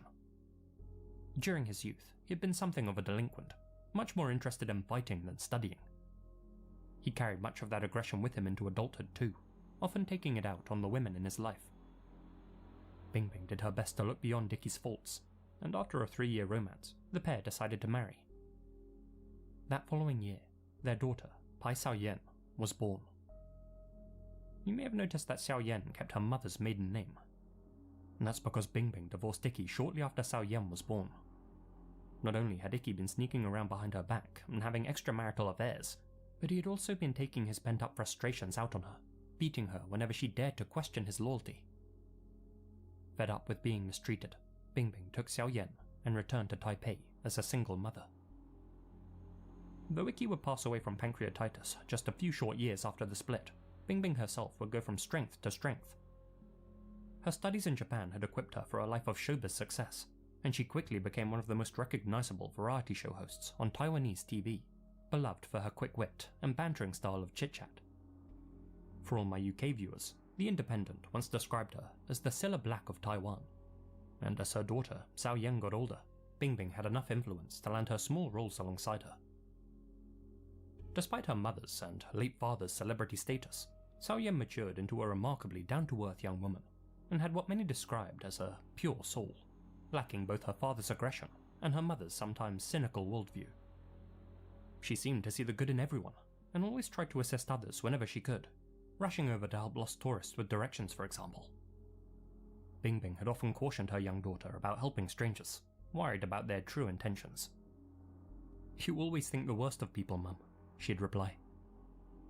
A bright spark and an excellent public speaker, Xiaoyan hoped to one day become a journalist, a goal her teachers were sure she could achieve. April 14th, 1997. It was a warm Monday morning in southern Taipei, and Xiaoyan, now 16, kissed her mother Bingbing goodbye before setting off from their spacious villa towards Xingwu High School. She would never make it there. At some point during her walk to school, a group of 3 men in a white van pulled up beside her, grabbed her, and sped off without drawing any attention. Bingbing returned to the villa at around 4 p.m. and noticed her daughter still hadn't returned from school. It was then that she received a call that would change her life forever. "Shut up and don't say a word," slurred a man through the receiver. "We have your daughter. Check outside and you'll see we're telling the truth. Don't call the police or the bitch is dead. You got it?" Bingbing followed the man's command and peered outside her doorway. There, nestled in a bush, was Xiaoyan's lunchbox. Inside, she found a ransom note, written in her daughter's handwriting. "Mum, I'm hurt bad. Please save my life by preparing $5 million in cash, and don't contact the authorities, or they'll kill me. Stay by the phone. They'll call again." But even more disturbing than that note was what she found underneath it. 3 photos of her daughter, Xiaoyan, her hands bound, her mouth gagged. There was also a small object, wrapped in tissue paper. She opened it up to reveal its contents. It was one of Xiaoyan's pinky fingers. Without hesitation, Bingbing nervously dialed 110, Taiwan's emergency number. She knew that getting the authorities involved was a risk, but she also understood that blindly paying the ransom wouldn't guarantee her daughter's life.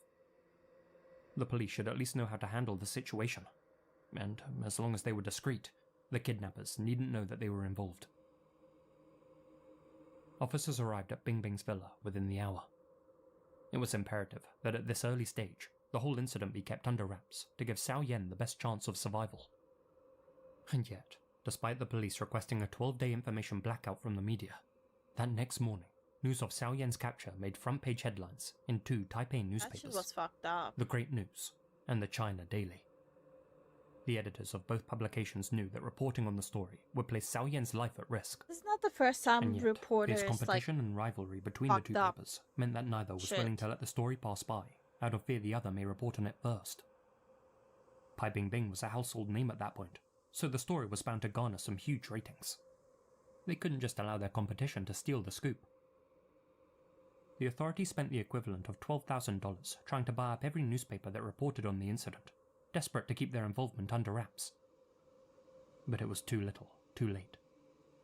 Now that the cat was out of the bag, every bloodsucker in the city descended upon Bingbing's home, hounding her for information and making the police's investigation all the more difficult. Journalists camped outside Bingbing's property 24/7, thirsty for any tidbit of information. With news of the incident spreading like wildfire, more than 1,000 officers were deployed, and Lien Chan, Taiwan's premier at the time, personally visited Bingbing to reassure her that every possible effort was being made to bring Xiao Yan home. As you can imagine, all of this unwanted attention angered the group holding Xiao Yan for ransom. On April 16th, they once again called Bingbing, this time from a different phone number.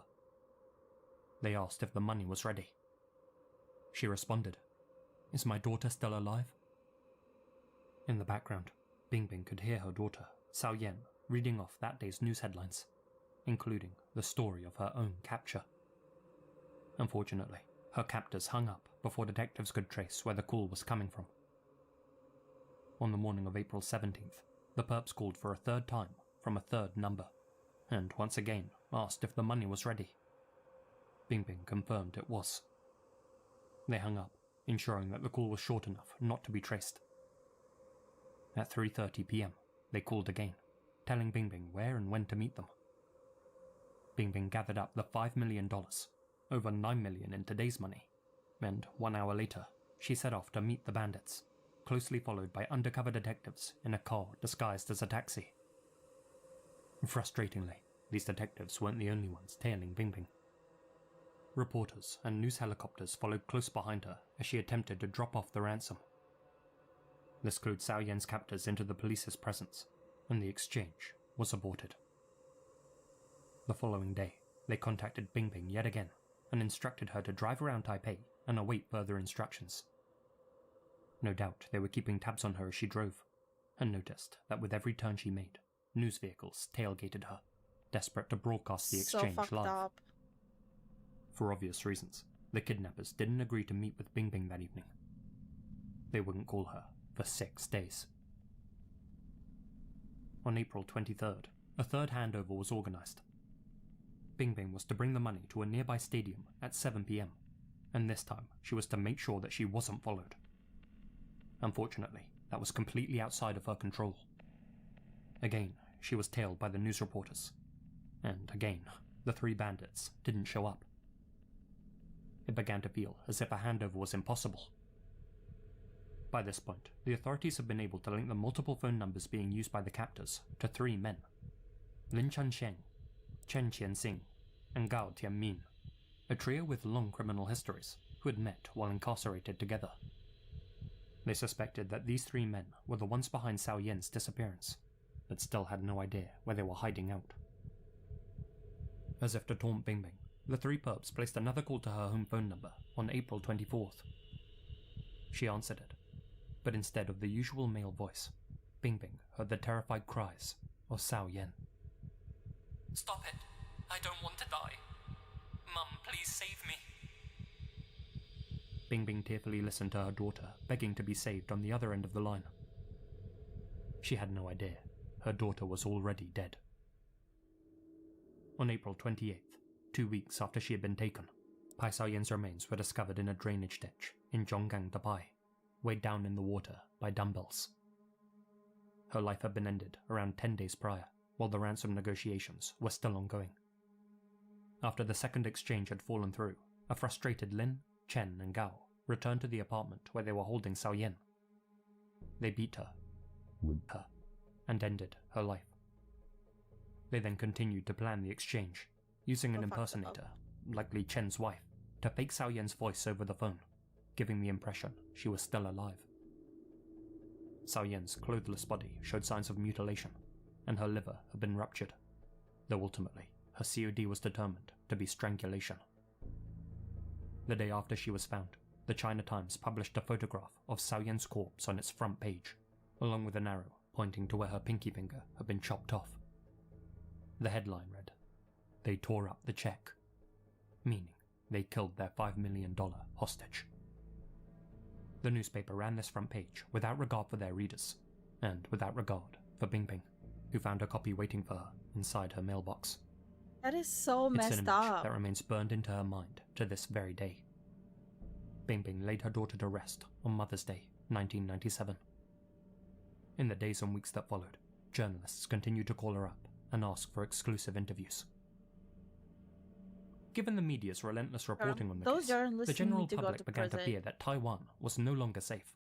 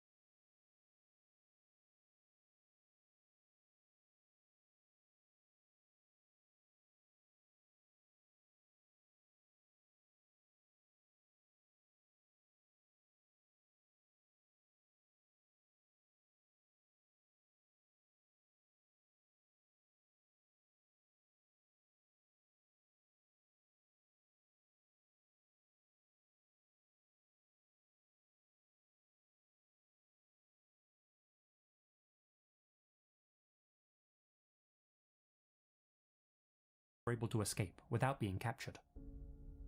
Lin, Chen, and Gao, Taiwan's 3 most wanted, were still at large, and would be for quite some time. Despite their faces being plastered all over the country on wanted posters, the men were able to evade capture by wearing disguises.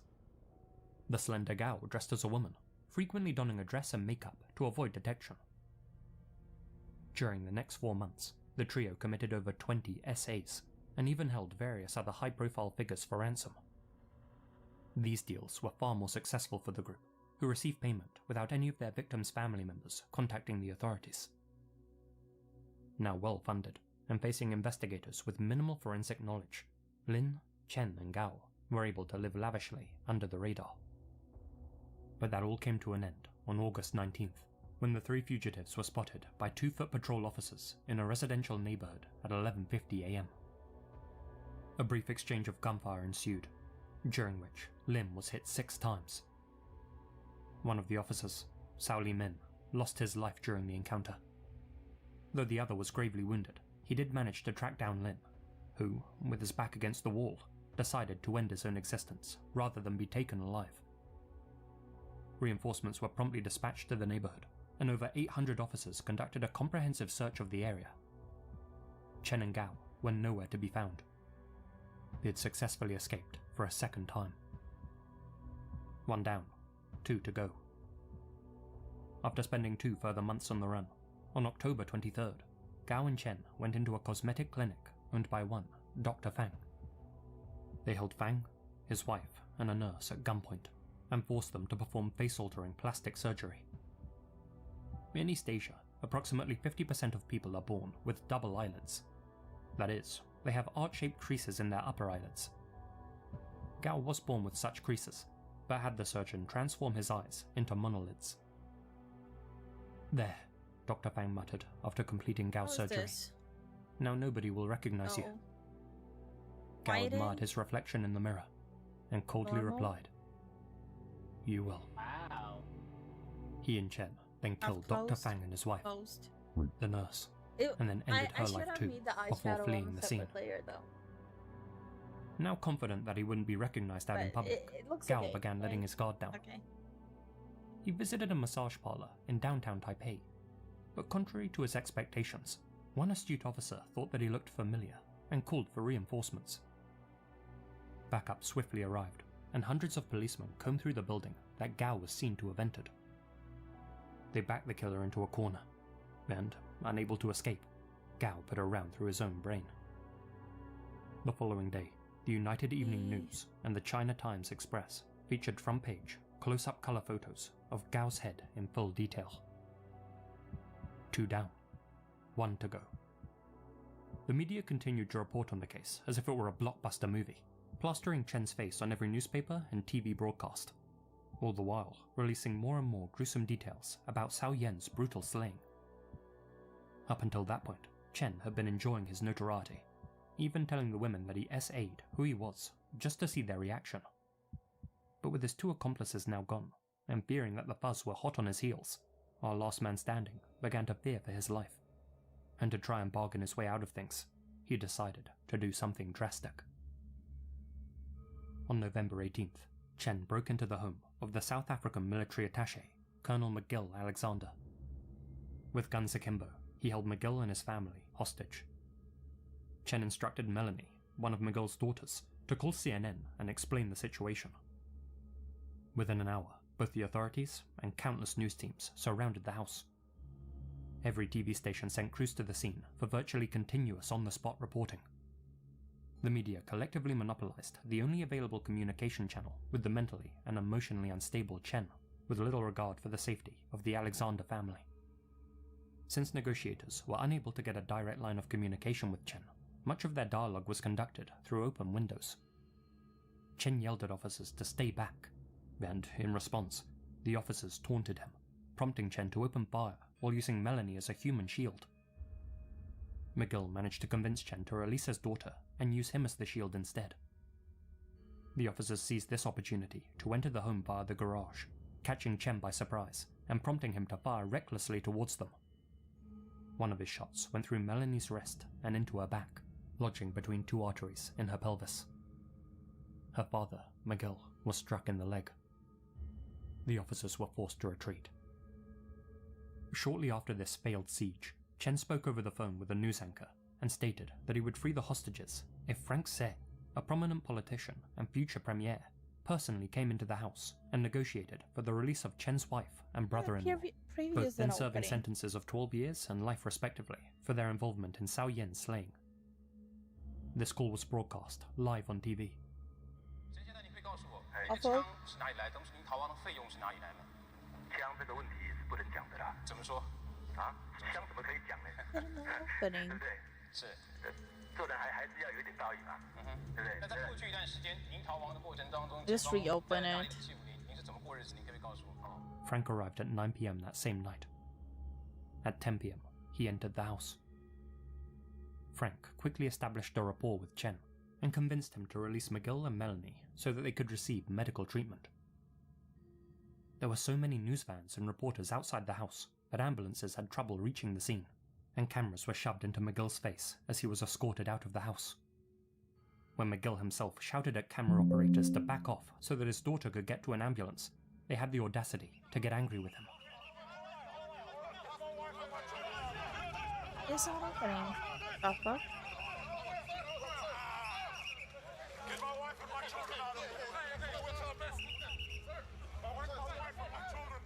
Oh. Thankfully, Okay. both father and daughter would go on to make full recoveries. Law enforcement brought Chen's wife to the house on the morning of November 19th to assist in mediating the situation. Further negotiations resulted in the release of McGill's youngest daughter and foster son. McGill's wife, Anne, was the final hostage released by Chen. At 4 p.m. on November 19th, Chen surrendered and was taken into custody, 20 hours after he had entered the Alexander family's home, and 7 months after going on the run. For his heinous actions in life, he was given 5 death sentences.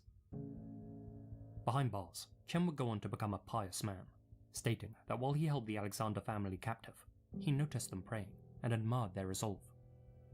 He was later moved when the family visited him in person and forgave him for his actions. Some believe this Christian conversion was merely a last-ditch effort by Chen to manipulate the media further and save his own skin. If that was indeed his plan though, it didn't work. Chen was executed on the 6th of October 1999. Guards at the prison burned so-called hell money in his name. Oh, I forgot to Offerings switch made to on help the Chen resolve any issues that he might have the in the throwables. That's my afterlife. bad. I had it on during In the the day, but I aftermath of this forgot to whole do that ordeal, now. The police, the government, and the news media were all heavily criticized for their countless failures and their inability to protect the public. I'm opening. The authorities accepted that they were underprepared for the situation. Thankfully, in the years following Saoyan's slaying and the Alexander family siege, Taiwanese law enforcement have developed new and superior tactics to track down and deal with such crises. Okay, Numerous it's government open. It ministers should resigned work from now. their posts too, Let's see. including Yep, the it aforementioned works. premier, Lien Chan. Over time, law and order were restored. Today, Taiwan is ranked as the second safest place to live in the world.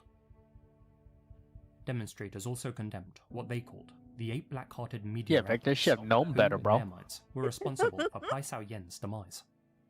The China Times, the sorry, I Rebar TV forgot. station, the Great News, China My Daily, bad, bro. the My Independence Morning bad. News, the Minsheng Daily News, the First Hand Weekly, and the TVBS network. In response to mounting public pressure, China Times editor-in-chief, Mr. Chen Gaoxiang, offered his resignation, but was retained by management. Ultimately, no members of the press were criminally prosecuted. New guidelines and standards have since been introduced to ensure that no media circuses like this ever happen again. In the wake of this ordeal, Pai Bingbing retired from being a TV starlet. That side of her had perished with the loss of her daughter, and she instead devoted the rest of her life to public service. She established the Swallow Foundation, a charity that advocates for capital punishment and provides legal support for local crime victims. Independent writer Richard Lloyd Parry noted that the attention around her daughter's slaying had given Bingbing a, quote, greater, though more terrible fame than she had as an entertainer. Though her work is now far more solemn than it once was, Bingbing has stated that she finds helping people far more rewarding than entertaining them. In 2020, she sued a social media user who made an Instagram post saying that she should die in the water like her daughter did. I've spent 15 years trying to erase that memory, Bingbing recounted, but that comment managed to bring it all back to me. Years after losing Saoyan, Bingbing tried to have another child via in vitro fertilization. Her attempts were unsuccessful. Aw. It's so bad for her.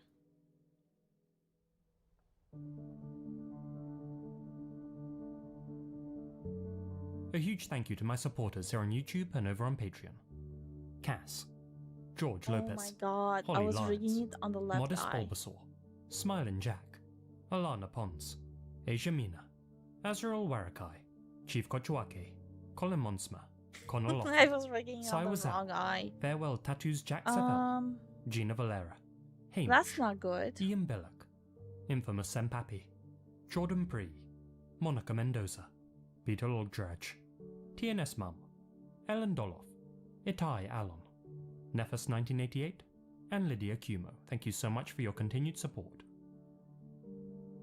Stay safe, stay spooky, and remember, the devil's Okay, in the detail.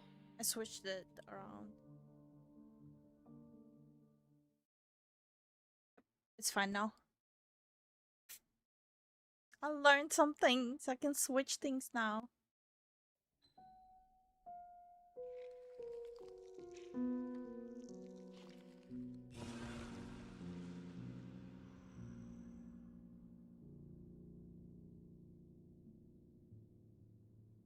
Today's video is sponsored by Raycon.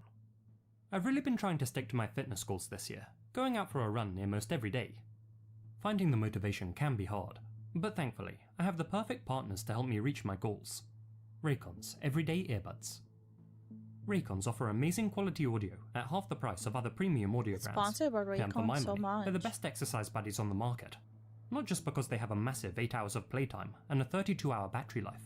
Not just because they're sweat resistant. And not just because the clear, crisp audio helps keep me pumped up. The secret lies in the optimized gel tips. They're designed to fit comfortably in your ears and actually stay in place, no matter how active your lifestyle. Whether I'm running, walking, or just commuting, they stay snug, comfy, and full of charge. If that wasn't enough, Raycon earbuds also come loaded with features, including 3 customizable sound profiles to fit any workout playlist.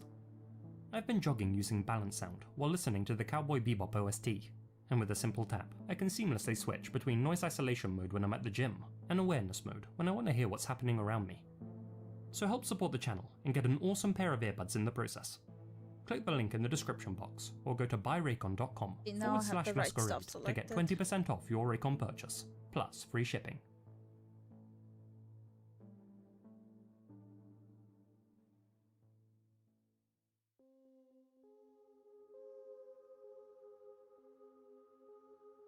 On May 12th, 2022, the badly decomposed remains of a still unidentified woman were discovered in a wooded area in Wadesboro, North Carolina, just west of a National Guard armory.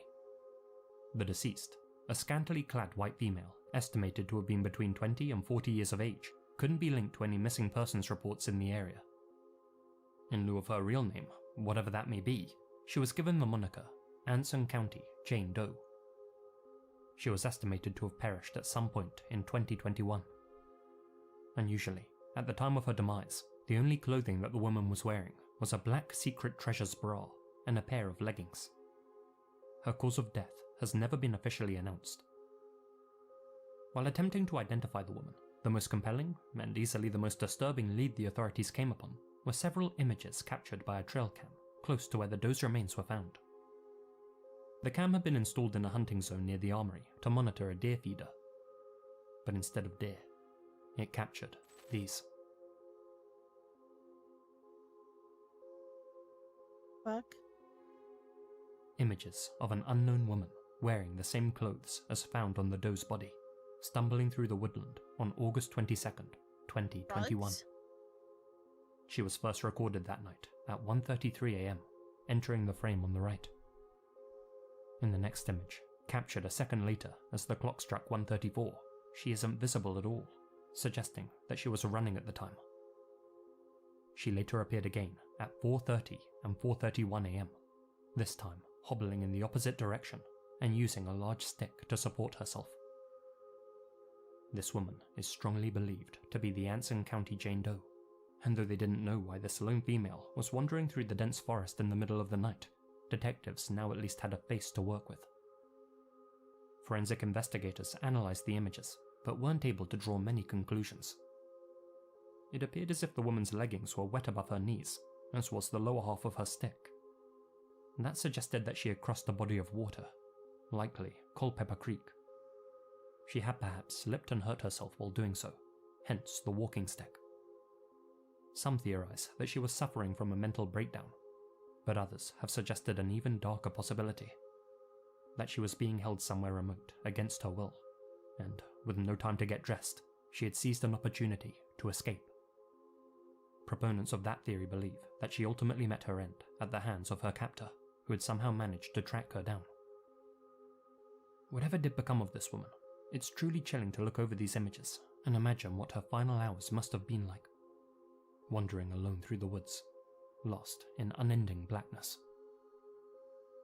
In February 2022, 6 months after the trail cam footage was captured, and a few months before the doe's remains were discovered, rabbit hunters stumbled upon a backpack containing an unspecified sum of cash close to the armory. They took the cash and abandoned the backpack in the forest. When news of the doe's discovery spread, they brought the existence of the backpack to the authorities' attention. Unfortunately, to this day, that backpack hasn't been found.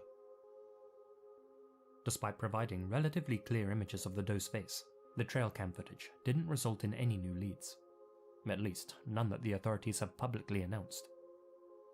And that's the thing. Local law enforcement have remained unusually tight-lipped about this whole case, not releasing a description of the woman's remains, her cause of death, the colour of her hair, or even a description of the missing backpack.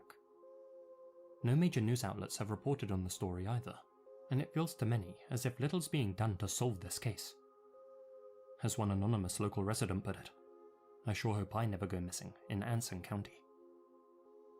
In conjunction with these creepy images, it's that silence that's fueled so much online interest in the story. With so many questions, and so few answers, the doe's identity has become a huge topic of discussion here on YouTube, over on Reddit, and, perhaps most importantly, on Facebook. Attempt to Locate is a Facebook group with 123,000 followers, a place for users to share photos related to UIDs, or unidentified decedents, and attempt to link them to the case files of missing persons. And while discussing these images of Anson County Jane Doe, several users brought up this woman. Amber Ray Johnston, a 36-year-old mother from Mojave County, Arizona, one who's been missing since August 2021. To quote her page on missingpersonscenter.org, Amber was last seen in Bullhead City in August 2021. She left all her personal belongings at her apartment.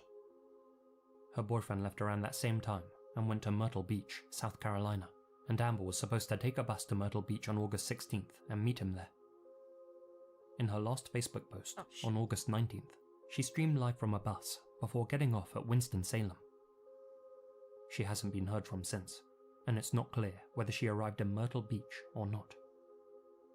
Curiously, Amber's food stamp card was used by another woman after her disappearance. The woman, when contacted, said Amber's boyfriend had sold her the card. I appreciate the violence. In the months prior to her disappearance, Amber had been using drugs and acting paranoid. Her case remains unsolved, and the circumstances Now are unclear. violence. Amber Johnston bears an undeniable resemblance Make to me the woman fight. captured on the trail cam. What the And fuck? the date of her lost correspondence lines up perfectly with when the footage Okay, was now that's recorded. just unhinged. This lead has since been brought to the authorities' attention, and it's yet to be confirmed whether Amber truly is the doe or not. Given just how much attention this case has received as of late though, I'd wager that the local authorities will dedicate more resources to identifying her, and that she'll be given her name back in the near future. Until then, Anson County Jane remains one of the USA's 14,000 unidentified decedents. I'll be sure to keep you all posted about any breakthroughs on my social media accounts.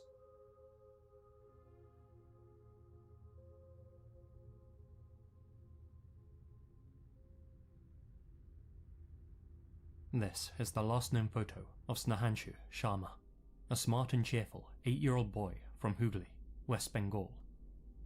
As reported by India Today, the boy met his end on February 16th, 2024, when he accidentally witnessed his mother, Shanta Sharma, in a, quote, compromising position with her secret lesbian partner, Ifat Parveen. Snahanshu became distraught when he saw his mother betraying his father. Little did he realize that his father, Pankaj, already knew about his wife's secret love affair, which had been going on since before they got married, but he had chosen to keep silent about it. Shanta tried to persuade her son to keep quiet too, but even after talking things over with him, she and Dishrat feared that he might reveal their secret to someone.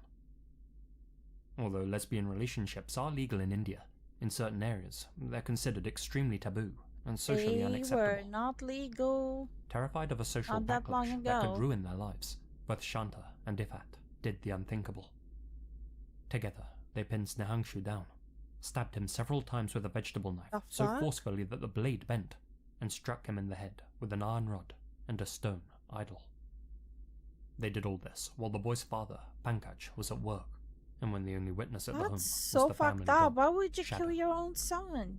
However, when Snahanshu's cousin came over and discovered the boy's lifeless body inside the home, investigators were quickly summoned and were able to identify his killers. Shanta and Ifat's mobile data placed them inside the house with Snahanshu at the time his life came to an end, as did surveillance footage captured by a neighbor. Forensic experts also found traces of Snahanshu's vital fluid on both of their clothes and on the stone idol inside the family home. They were arrested 4 days after the slaying, Good. at which point Shanta confessed to taking her son's life out of fear of social embarrassment and ostracization. Oh, but killing your own son Deputy is fine. Commissioner Biswas stated to the media, Okay, bitch. the relationship between Shanta and Ifat was an old one. They used to talk on the phone for hours past midnight. Based on multiple pieces of evidence, we zeroed in on these two women. Shanta was arrested from her home, and Ifat from hers. Both women are currently being held in police custody awaiting their trial. Snahangshu's father is calling for his wife and her partner to be hanged.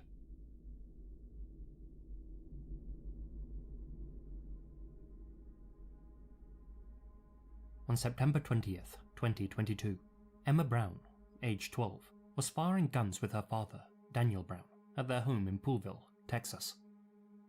Daniel ran a firearms business, and Emma had grown up around guns and ammo. That afternoon, the pair posed together for a photo before their joint target practice. What Daniel didn't know in that moment was that his daughter had other plans in mind, which she had morbidly hinted at by wearing a Harry Potter t-shirt with the quote, "I solemnly swear that I am up to no good." The seventh tell grader me had she secretly shot been her own planning a murder dad. pact with an online friend. What the? Both girls had mutually agreed to take out their entire families, including their pets, before What running the away together. fuck?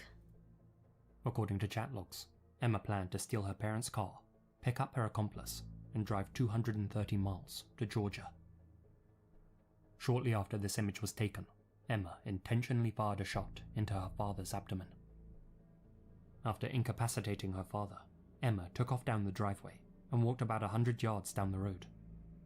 But for whatever reason, she aborted her plan, and, instead of making her way to Georgia, fired a single shot into her own head. Officers later arrived at the scene and found Emma lying in the dirt road. She passed away 2 days later in a local hospital. Her father, Daniel, survived his injuries.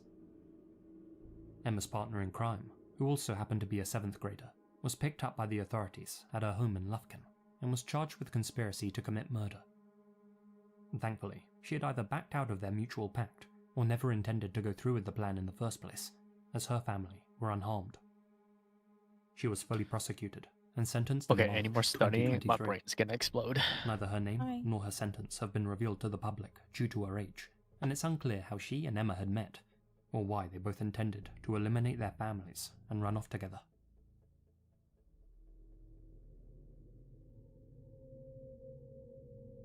I was in shock. What is wrong with these kids? Icon Park's Orlando Everything. Freefall was touted by its operators as the tallest freestanding drop tower in the world.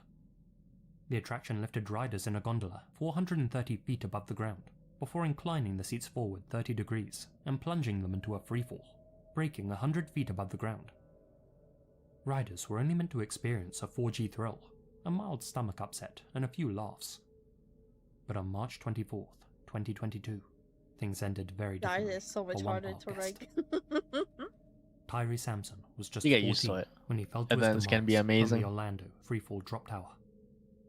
The adolescent, originally from St. Louis, had been on vacation in Florida with his family and a friend.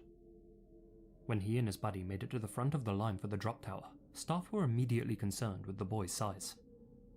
The tower's manual specified a weight limit of 287 pounds for the ride. Tyree, who stood at 6'5" and weighed 383 pounds, was too large to fit safely into the seat. As such, the harness sensor in Tyree's seat had to be manually adjusted, loosened, and then tightened again, creating a larger gap than normal between his harness and the seat. The young attendant assisting Tyree had only been working at the park for 3 days, was still technically a trainee, and believed that because the adjustment had made the indicator light turn green, that it was safe to proceed with the ride. Moments before the ride was activated, Tyree could tell boy. that something wasn't right, and reportedly said to his Yeah. friend beside him, "I don't know, man. If I don't make it down safely, can you please tell my mama and daddy that I love them?"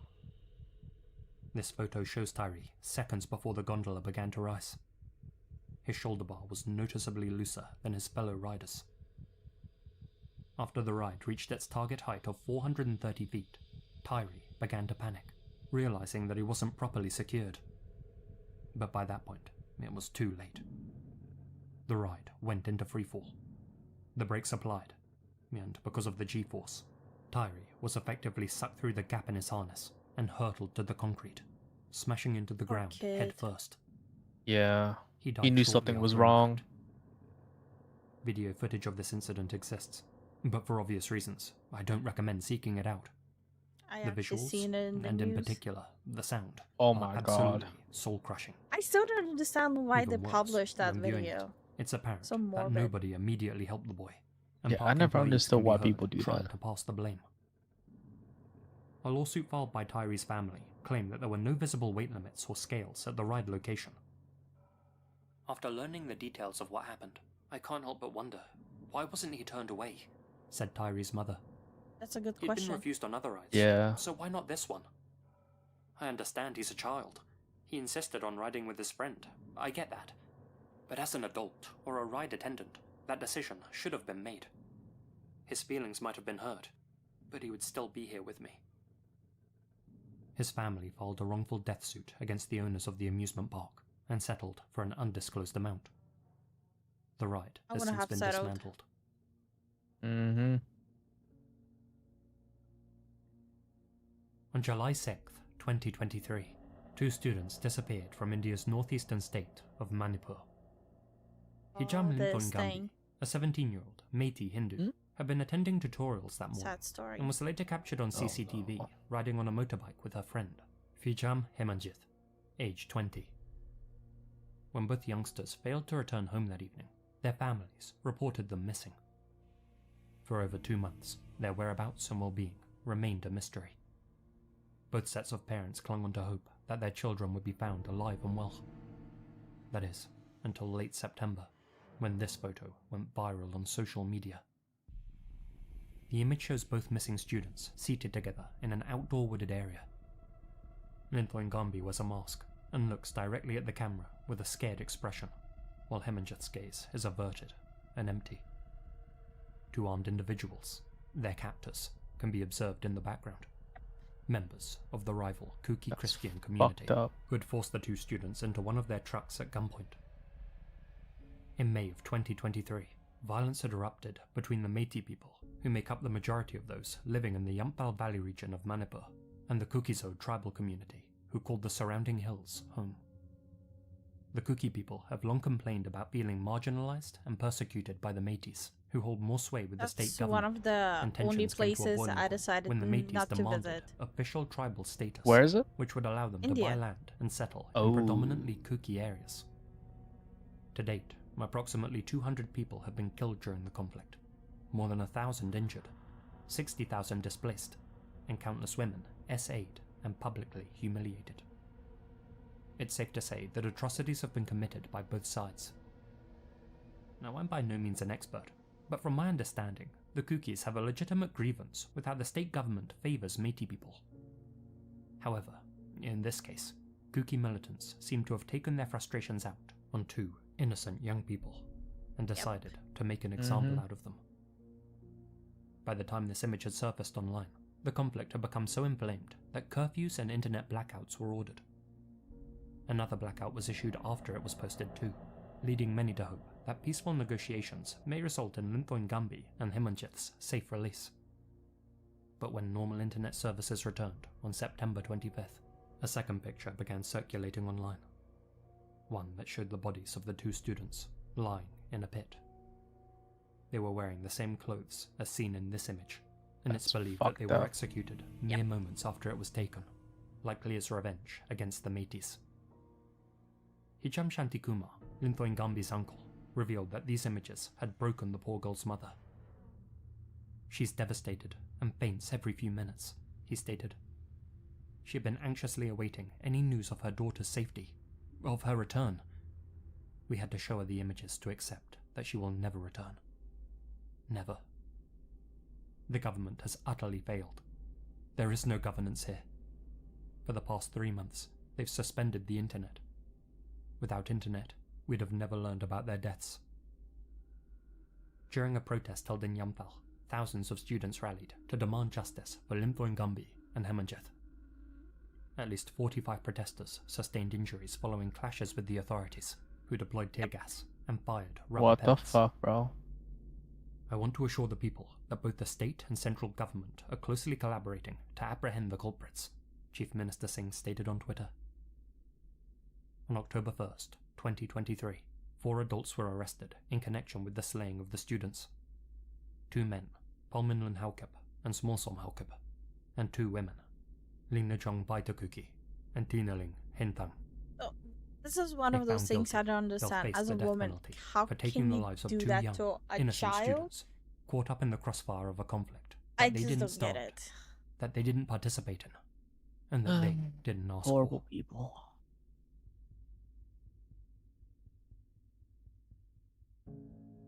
Darren Charles Mitchell, 21, was a National Guardsman and father from Navasota, Texas. May 26, 2016 was a torrentially rainy day in that part of the Lone Star State, and as Darren travelled down Highway 105 just outside of Brenham, his truck became trapped in flash floodwater which washed out the road. He clambered out into the bed of the vehicle and called his brother to let him know the situation, that he was trapped but still alive. But the floodwater continued to rise at an alarming rate. A high percentage of flood-related fatalities come from being hit by debris, and so, perhaps fearing being struck or washed away, Darren clambered back into the driver's side seat. Shortly thereafter, at 6:29 p.m, he posted this photo to his Facebook page. The caption read, "All I wanted to do was go home." But Darren would never get to go home again. Moments after uploading this photo, his vehicle became fully submerged. Damn. One local resident, LaShondo Smith, watched in horror as Darren's truck was swept away by the water. All of a sudden, he got back in his truck, and like maybe 10-15 minutes after that, it just flipped and he topsided into the water. It just disappeared. You didn't see tires, his truck, nothing. The following morning, Darren's body was found downstream in Kirkendall Creek. He was far from the only person who lost their life during that flood. Layla Holland, 64, drowned when floodwaters consumed her home. Jimmy Wayne Schaefer, 49, was swept away in his vehicle. Florida Malima, 23, drowned in her car. And Purali Umatia, 59, was found lifeless in Yegwa Creek.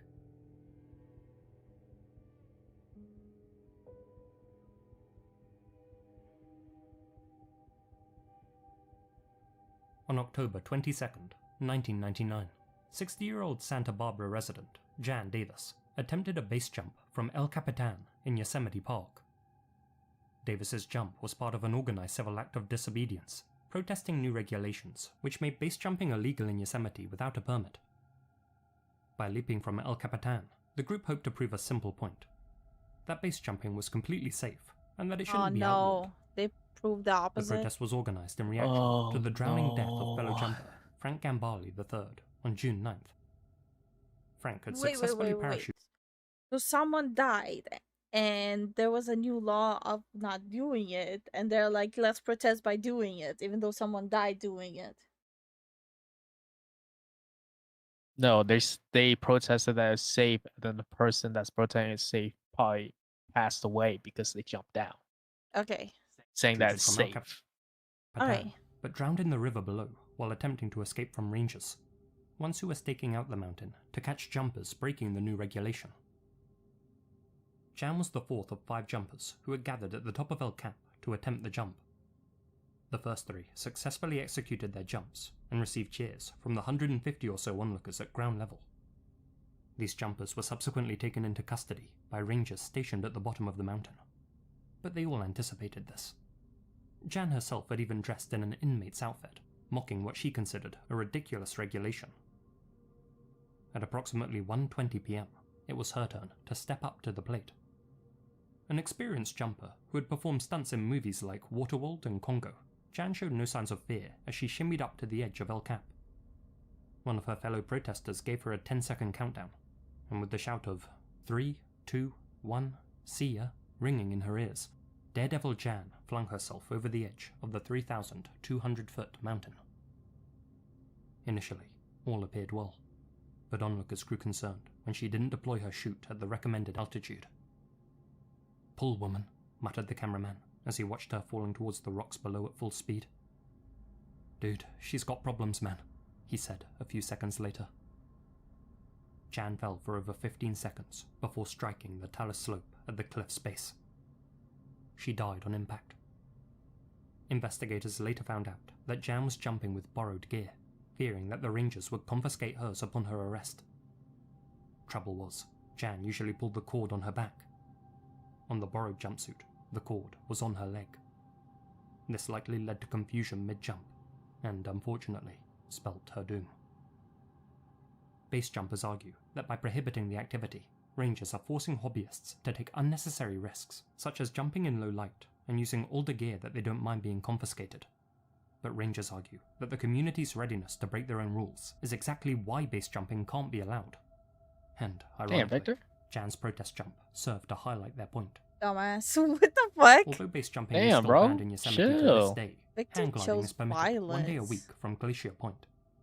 Woke up and The chose hang gliding violence. It was community like, yo, have always been fucking very hell, compliant bro. with the regulations, said Yosemite spokesperson Scott Gediman, whereas the base jumpers have not.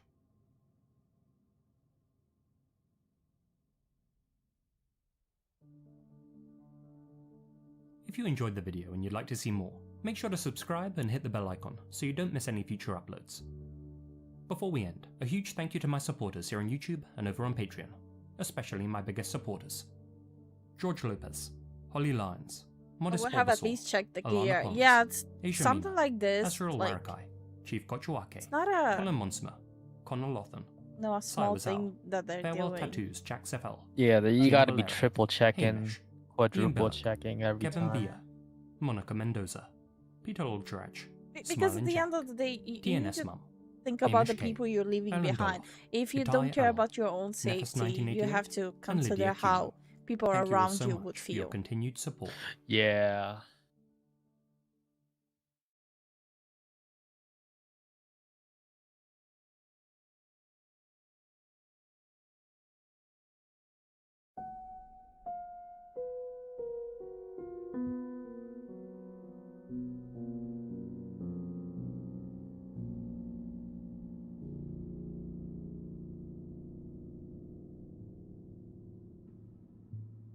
Today's video is sponsored by Raycon.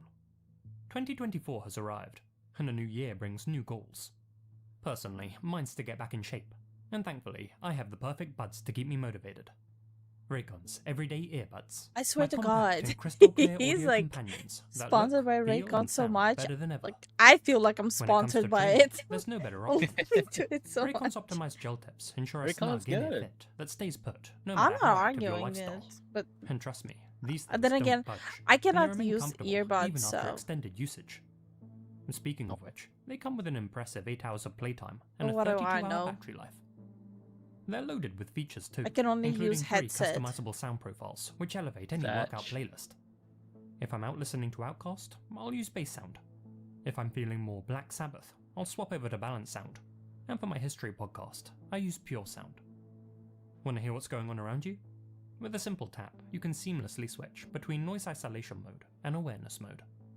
is noise Click the link in the isolation description working box, well? Or go to buyraycon.com Or are they capping? /masquerade to get 15% off your Raycon purchase. I plus usually, free shipping. I always use awareness. Support the mode. channel, reach your goals, Fair and get enough, your with pet your today. line of work.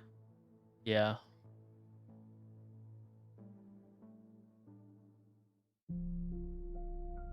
In this digital age of romance, where connections are made and tossed aside with a single swipe, apps like Tinder have gone from new and exciting to completely accepted and ordinary. But as I've said in the past, when it comes to strangers on the internet, can you ever truly Side know who you're don't make interacting otter with, ears laughing bust one day. with, and What? planning to meet up with? Victor! Social, Did you type with your adventurous, and full leg? of life. 21-year-old Grace Mullane was a young Briton with a bright future. The fuck? Having just graduated from the University of Lincoln with a bachelor's degree in advertising and marketing, Grace decided that before beginning her career, she wanted to take a gap year and see as much of the world as possible. She set off on her year-long adventure on October 26, 2018, travelling from London's Heathrow Airport to Lima, Peru. She spent 6 weeks exploring South America, the first leg of her journey. On November 20th, she embarked on the second, Sure, but a trip around Oceania. Victor, what's Buddy. happening? After exploring the North Who's Island possessing of New you Zealand, over she there? made her way to Auckland on November What's going 30th, on? where both her trip and life Knock twice if were you need cruelly help. cut short. Knock twice? Yeah. After checking into the base backpackers hostel on Queen Street, Grace socialised with other travellers before settling into her bunk and browsing Tinder. After swiping through several profiles, she matched with a man who sparked her curiosity. Jesse See, guys, Kempson, this is why I a don't 26-year-old use from Tinder. Wellington. After some flirtatious back and forth, the two agreed to meet on the following day, Really? You're on the on side of Saturday, Tinder? December 1st, one day before Grace's 22nd birthday. On December 2nd, Grace's I'm nearest sure neighbors they'll sent make her text otter messages and earbuds voicemails, one day. wishing her a happy birthday and asking how her trip was going. I see. She didn't reply to any of them. I doubt it. That was unusual. Grace was an avid social media user and stayed in daily contact with her family, sending them photos and videos, and generally keeping them updated about her whereabouts and plans. Her parents attempted to call her on both her primary and backup mobile phones. Both immediately went to voicemail. After several days of radio silence, they began to worry that something had happened to their daughter, and on December 5th, they contacted the authorities in Auckland and reported her missing. Her father, David, flew from London to New Zealand and sat with investigators as they held a press conference to raise awareness about Grace's vanishing. It was around this time that detectives turned their attention to the innumerable high-quality CCTV cameras that line the buildings of New Zealand. And amazingly, the authorities were able to track Grace's movements on the eve of her birthday, practically from beginning to end. December 1st. At 5:37 PM, Grace was seen leaving the base backpackers hostel and making her way from Queen Street to Sky City, where she had agreed to meet her Tinder date, Why do I Jessie actually Kempson. like this eye? Like, The pair greeted each other with a hug outside the entrance and made their way to Andy's, a bar and grill on the second floor, where they spent an hour and a half drinking.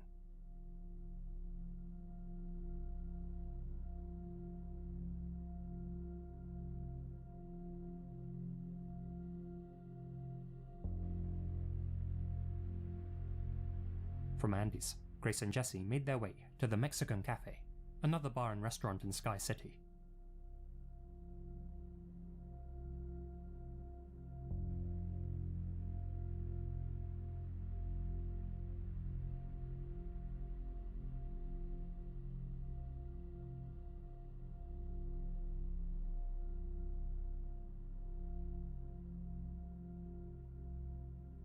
After 70 minutes, they made their way to their third destination, the Bluestone Room, arriving at exactly 8:36 PM.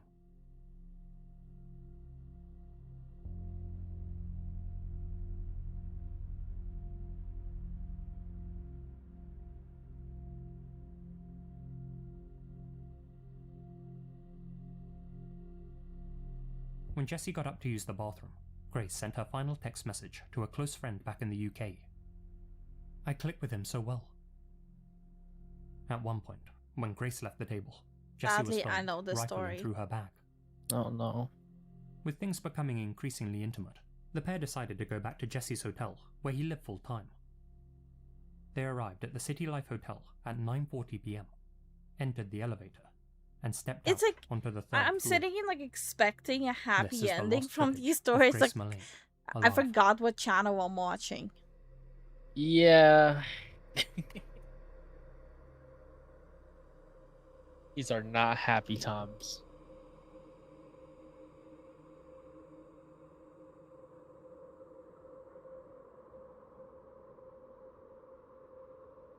On the morning of December 2nd, as friends and family were wishing Grace a happy 22nd birthday, Jessie Kempson was again caught on CCTV, exiting room 308 alone. At just after 8 AM, he made his way into the Elliott Street warehouse and purchased a new suitcase. He Yes, then went what to the a separate suitcase store is called the Countdown for. Metro and bought cleaning supplies Oh before boy. returning to his hotel room Yep. at 8:15.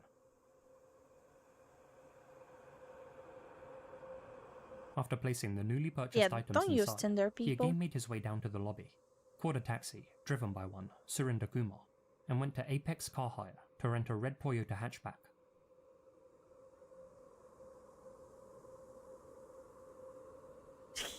He's so like a lazy eye. Look at this. Unbelievably, at 4 PM that same day, Jesse then made his way to another bar and met another woman for a Tinder date Oh my in gosh. Ponsonby. According But to it's this a woman, half Jessie open was smiling very eye. intense, quite calm though. Mm-hmm. I think it's the other This eye woman, that's who was a former journalist, throwing casually you mentioned a off. murder trial which she had once attended. This prompted Jessie to reply, "It's crazy how guys can make one wrong move and go to jail for There. the rest of their life." Feeling creeped out by his demeanor, Yeah, it looks she really ended nice. their date early and went home, leaving Jesse with plenty of time on his hands. He took this opportunity to return to the hotel and borrowed a carpet steam cleaner from the front desk, telling them that he had to remove a red wine stain. Yeah, After spending red an hour wine inside stain, his room, sure. he again returned to the lobby to borrow a luggage cart, which he brought back up and loaded with his newly purchased suitcase. He took this luggage out to his rented car, loaded it inside, and drove off.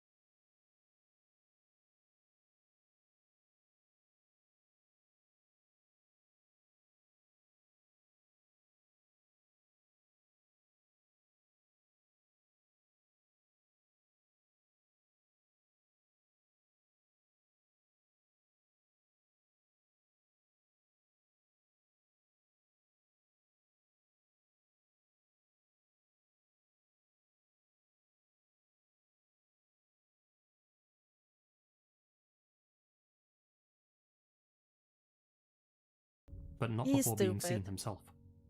He's actually fucking stupid. Like, it sucks this shit happened, but this guy kind of deserved to get caught. Actually, all of them do. He was swiftly apprehended and brought in for I say, questioning. babe. Yeah. Safe. I did it. During his interview, Jesse got to explain how his date with Grace unfolded. Tell us about Grace. So I was talking to Grace on Tinder. Yeah. Oh, it's UK, that's why. Okay. Saw that That's we why he- matched, the next day on Saturday. How did the evening pan out? Oh my god. I'm about to get fucking flagged. The evening sort of come to an end. There was a hug. Because you're American, you're stupid. Thanks. Nice meeting you. I am. And then I said, let me know about tomorrow. What he didn't Yeah, I'm realize not even was that his touching version this. of events didn't match Uh-huh, up with the uh-huh. CCTV footage. And yet, despite having so much evidence stacked against him, there was still no concrete proof that Grace, who was still considered missing, was deceased. Following this interview, investigators obtained a search warrant for Jesse's City Life hotel room. Despite his attempts to scrub away the evidence of his actions, the forensic team discovered a substantial amount of Grace's blood hidden in the carpet. Bro. On December 7th, He's so Jesse was brought back in dumb. for Oh questioning. my god. Realizing that investigators had likely found proof that Grace had died in his room, this It time hurt. he It changed his physically story. hurts how dumb he is. He now claimed that he It and makes Grace you had a wonder 50 Shades style encounter. how some Though people his get memory of away that with night shit was hazy, for like he claimed decades. Does that look so gross? Look. He changed his story. He now claimed Looking. that he and Grace had a 50 Shades style encounter. Yeah. Though his memory of that Looks night so was gross. hazy, he claimed that things got intense in the bedroom, and after the pair had finished, he went to take a shower, during which he fell asleep. He said that after waking up and returning to the bedroom, he found Grace unresponsive on the floor and attempted to revive her. Yeah. Revive her, my After ass. formally being charged, investigators searched Jesse's phone. Yeah, with all the blood on the ground, This bro. turned up Yeah. some truly horrifying evidence. Not only had Jesse taken photos of Grace before disposing of her, manipulating her body to get the shots that he wanted, but he had also used Google in the hours and days after she had perished. He's so searching the dumb. phrases. Oh my god. Flesh-eating birds. Are there vultures in New Zealand? The hottest fire. He's so dumb. Oh, this is Large New bags near me. Zealand. And, Of crucially, course. White It Peppery makes Ranges, it makes a 100% mountainous sense area now. west of Auckland. Following his GPS signal, New Zealand authorities were able to trace all of Jesse's movements after the slaying. It makes sense. This, paired with his search Stop all history, your led head. them to the White Peppery Ranges.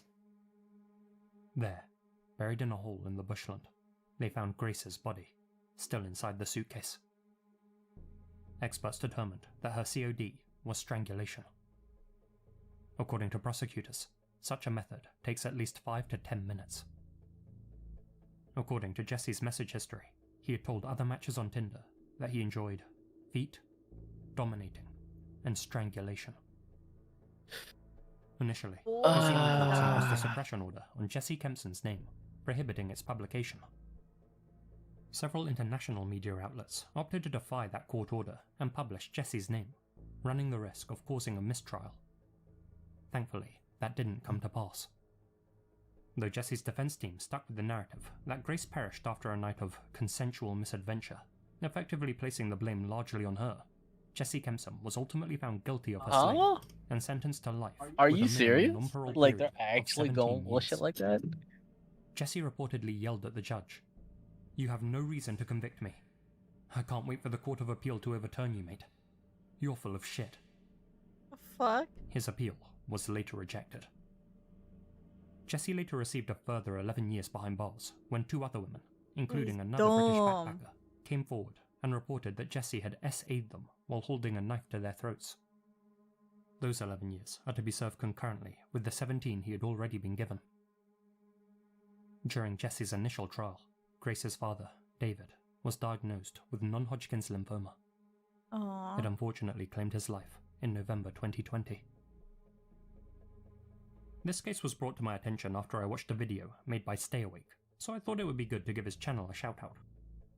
If you like true crime documentaries that are concise and well presented, and which feature plenty of audio and video evidence themselves, then check out Stay Awake's channel via the link in my description. It's some really great stuff and worth your time.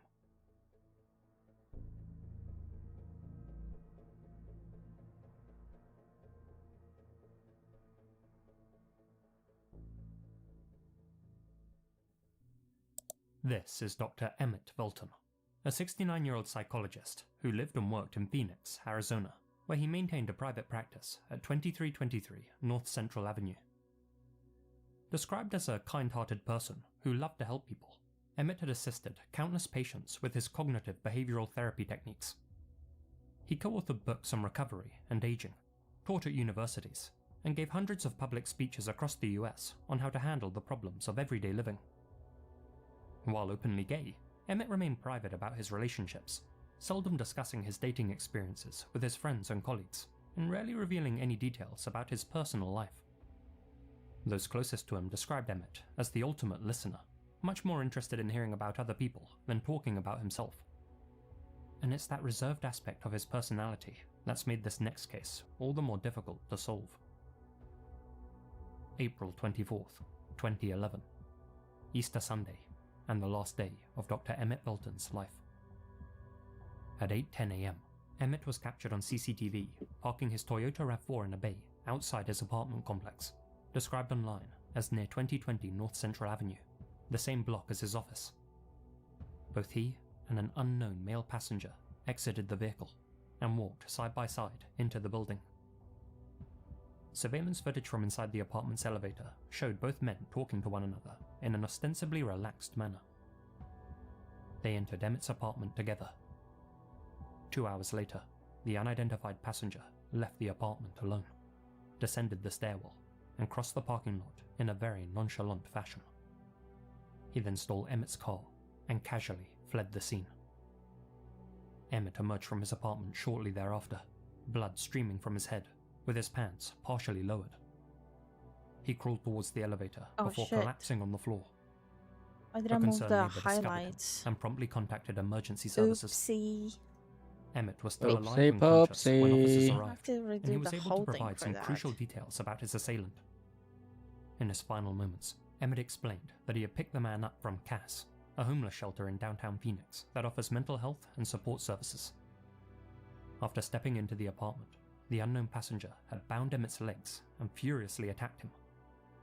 It seems Emmett failed to tell the officers the man's name. Paramedics rushed him to the hospital, but unfortunately, Emmett lost consciousness en route and was pronounced DOA. Although Emmett hadn't revealed his killer's identity, the authorities were confident that it was only a matter of time before they tracked him down. Not only did they have Emmett's final testimony to work with, but they also had 3 separate camera angles of the man entering the apartment complex. But after browsing through the footage, the detectives became disheartened. The man's face was too pixelated to make out, and frustratingly, he never squarely faced the lens. This unidentified passenger was characterized as a slender Caucasian male, neatly groomed, with an approximate height of 5'9". He carried a tan messenger bag and wore a neon green baseball cap, a white t-shirt, and dark trousers. As for physical evidence, a distinct bloody footprint was found inside Emmett's apartment, and items like door handles, an electrical cord, and an empty beer bottle were submitted for DNA and fingerprint testing. The results came back. No matches. Officers began scouring local homeless shelters in search of anyone matching the unidentified passenger's description. They showed the surveillance video to regulars at the shelters, but no one could identify the man in the footage. Despite having been picked up at Cass, it is a distinct possibility that the passenger wasn't a homeless person after all. A photo lineup was shown to the front desk attendant at Emmett's apartment complex, but they didn't recognize any of the faces shown to them.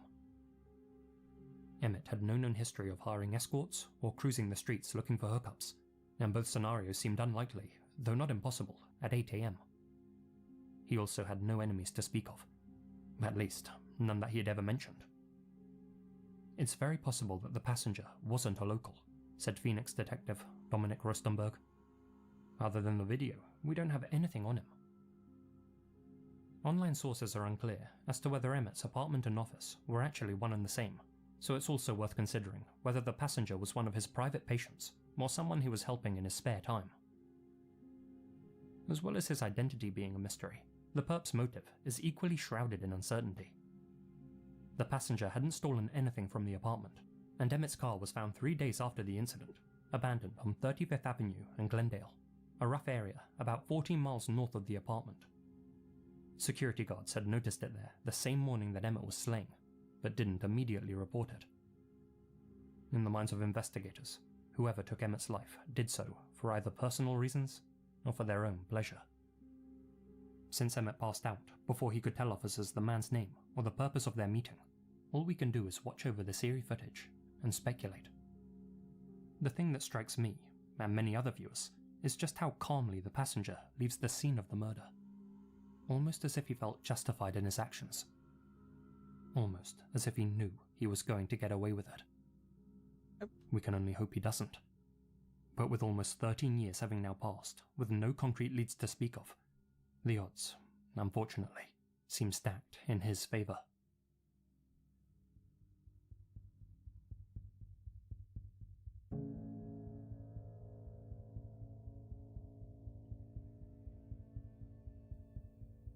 Meta Price Valentine, otherwise known as Mimi, was a 43-year-old mother from Fayetteville, North Carolina. A woman of faith, Meta was very involved with her local Deliverance and Praise Church of Worship on Owen Drive, where she worked as a secretary and choir director. On the evening of October 28, 2014, Meta attended a community watch meeting at that same church. Meta's pastor noted that she had been visibly fearful as of late. She would often ask fellow church members to walk her home, and would always mix up her route. It appeared as if she thought that someone was out to get her. That evening, however, Meta felt comfortable enough to make her way home alone. Surveillance cameras captured the chilling moment that she arrived back at her apartment complex on Sycamore Park. It was approximately 5:30 p.m.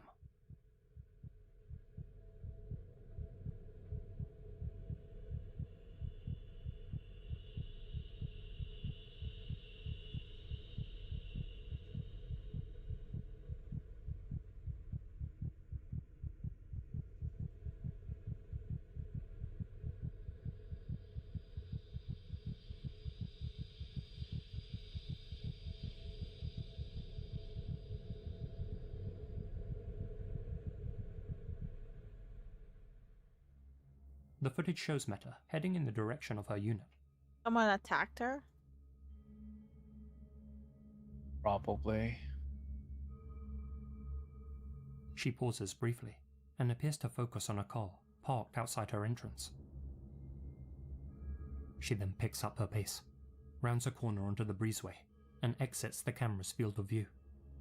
At which point, a man exits that same car and sprints after her.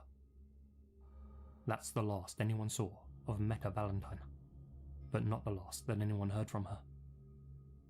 5 hours after this footage was captured, at 10:30 PM, Meta spoke with her mother on the phone. According to her mother, Meta was speaking in riddles and very difficult to understand. The following day, Meta was scheduled to attend a Bible study class with family and friends. When she didn't show up, her loved ones attempted to reach her over the phone, but weren't able to get through to her. They immediately reported Meta missing. Officers arrived at Meta's apartment, but found no trace of her inside, nor was there any sign of a struggle within the property itself. From there, they turned their attention to the nearby surveillance cameras. After examining the footage, investigators were able to identify the man who chased after Meta, their prime suspect from the very beginning, Reginald McDowell, Meta's on and off boyfriend and the father of one of her children. In 1999, Reginald was arrested after he bound, gagged, and pistol whipped Meta and her partner. The fuck? In 2001, he was sentenced to serve 15 years behind bars, but was released early in 2011. Upon his release, he and Meta rekindled their relationship, but separated again in October 2014. That was 2 weeks before she disappeared. In the initial stages of the investigation, Reginald cooperated with the police, but this cooperation came to an abrupt end when he suddenly cut all contact with them and went into hiding. It wasn't until 2018 that the authorities formally filed charges against Reginald in connection with Meta's disappearance. Warrants were issued for first-degree murder, but Reginald was nowhere to be found. For nigh on 6 years, detectives have been searching for Reginald McDowell. He hasn't been in contact with his relatives in the Fayetteville area, including the son that he had with Meta. It's believed he's currently hiding somewhere in New York City, where he reportedly has friends and family. Meta Valentine's body has never been found. We're getting close to closure, which is a great thing, said Meta's son, Demario Valentine. It's just hard, because I always wanted her there when I got married and had kids, and I'm hoping there's still a chance that happens. There's been quite a few cases where people pop up years later, so anything's possible. At the time of her vanishing, Meta had dyed blonde hair and was wearing coloured contact lenses, a blue t-shirt, grey sweatpants, and flip-flops. If still alive, she'd be 52 years old today. Why are my corners so synchronizing? Bruh. Going back to this. A huge thank you to my supporters here on YouTube and over on Patreon. George Lopez, Holly Lyons, Modest Bulbasaur, Smilin' Jack, Alana Pons, Asia Mina, Azriel Warakai, Cass, Chief Gochuake, Colin Monsma, Connor Lothan, Sai Wazao, Farewell Tattoos Jack Seffel, Gina Valera, Hamish, Ian Billock, Monica Mendoza, Peter Lobdredge, TNS Mum, Hamish K, Ellen Doloff, Itai Alon, Nefus 1988, and Lydia Cumo. Thank you guys so much for your continued support. Until next time. The devil's in the detail. What the fuck did I do? There. Ah! God damn it. I actually have no idea. I fat fingered something. I have no idea why. Look at this. It's so cursed. Oh gosh. Managing fat finances fingered can something. be a real headache. I don't know what. Just the other day, I realized so I was being blurst. charged monthly for subscriptions I Blurst? wasn't even using anymore. Yeah, blurst. If that sounds like you too, then today's sponsor, Rocket Money, is here to help. Rocket Money is the personal finance app that helps you cancel subscriptions, lower bills, and manage your money better. Since discovering Rocket Money, I've been using the app to effortlessly manage my subscriptions. Rocket Money identifies and puts an end to any unwanted recurring charges, and with just a few taps, you can easily cancel them without the hassle of dealing with customer service calls. I'm also using Rocket Money to set custom budgets for myself and help me reach my financial goals. Their app automatically Good for monitors you. your spending habits across various categories and sends you notifications when you've exceeded your limits. Rocket Money's helped save its customers up to $740 a year, with over $500 million Rocket in Money. cancelled subscriptions. To save more I'm and a spend less, Rocket join Money. the over 5 million members using Rocket Money. Go to rocketmoney.com/lazymasquerade or click my link in the description to get started for free. You can also unlock even more features with premium. That's rocketmoney.com/lazymasquerade to get started for free.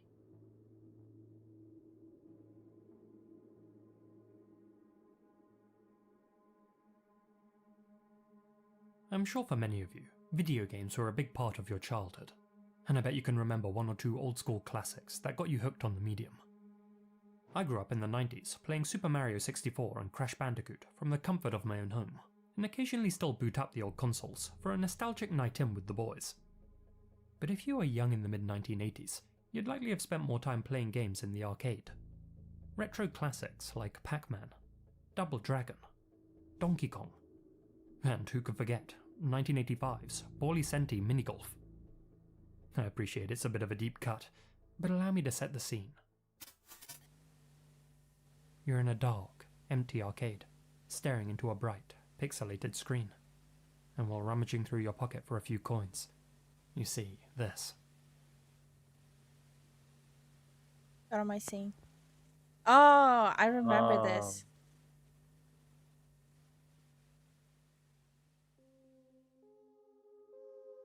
Following the example of milk cartons and PSAs, in the 1980s, the faces of missing children sometimes appeared on arcade machines. The two most famous examples are these boys, Taj Allen Merriman and Stephen Philip Curtis. I both don't featured understand in what's Bally wrong Senti with Minigolf. it.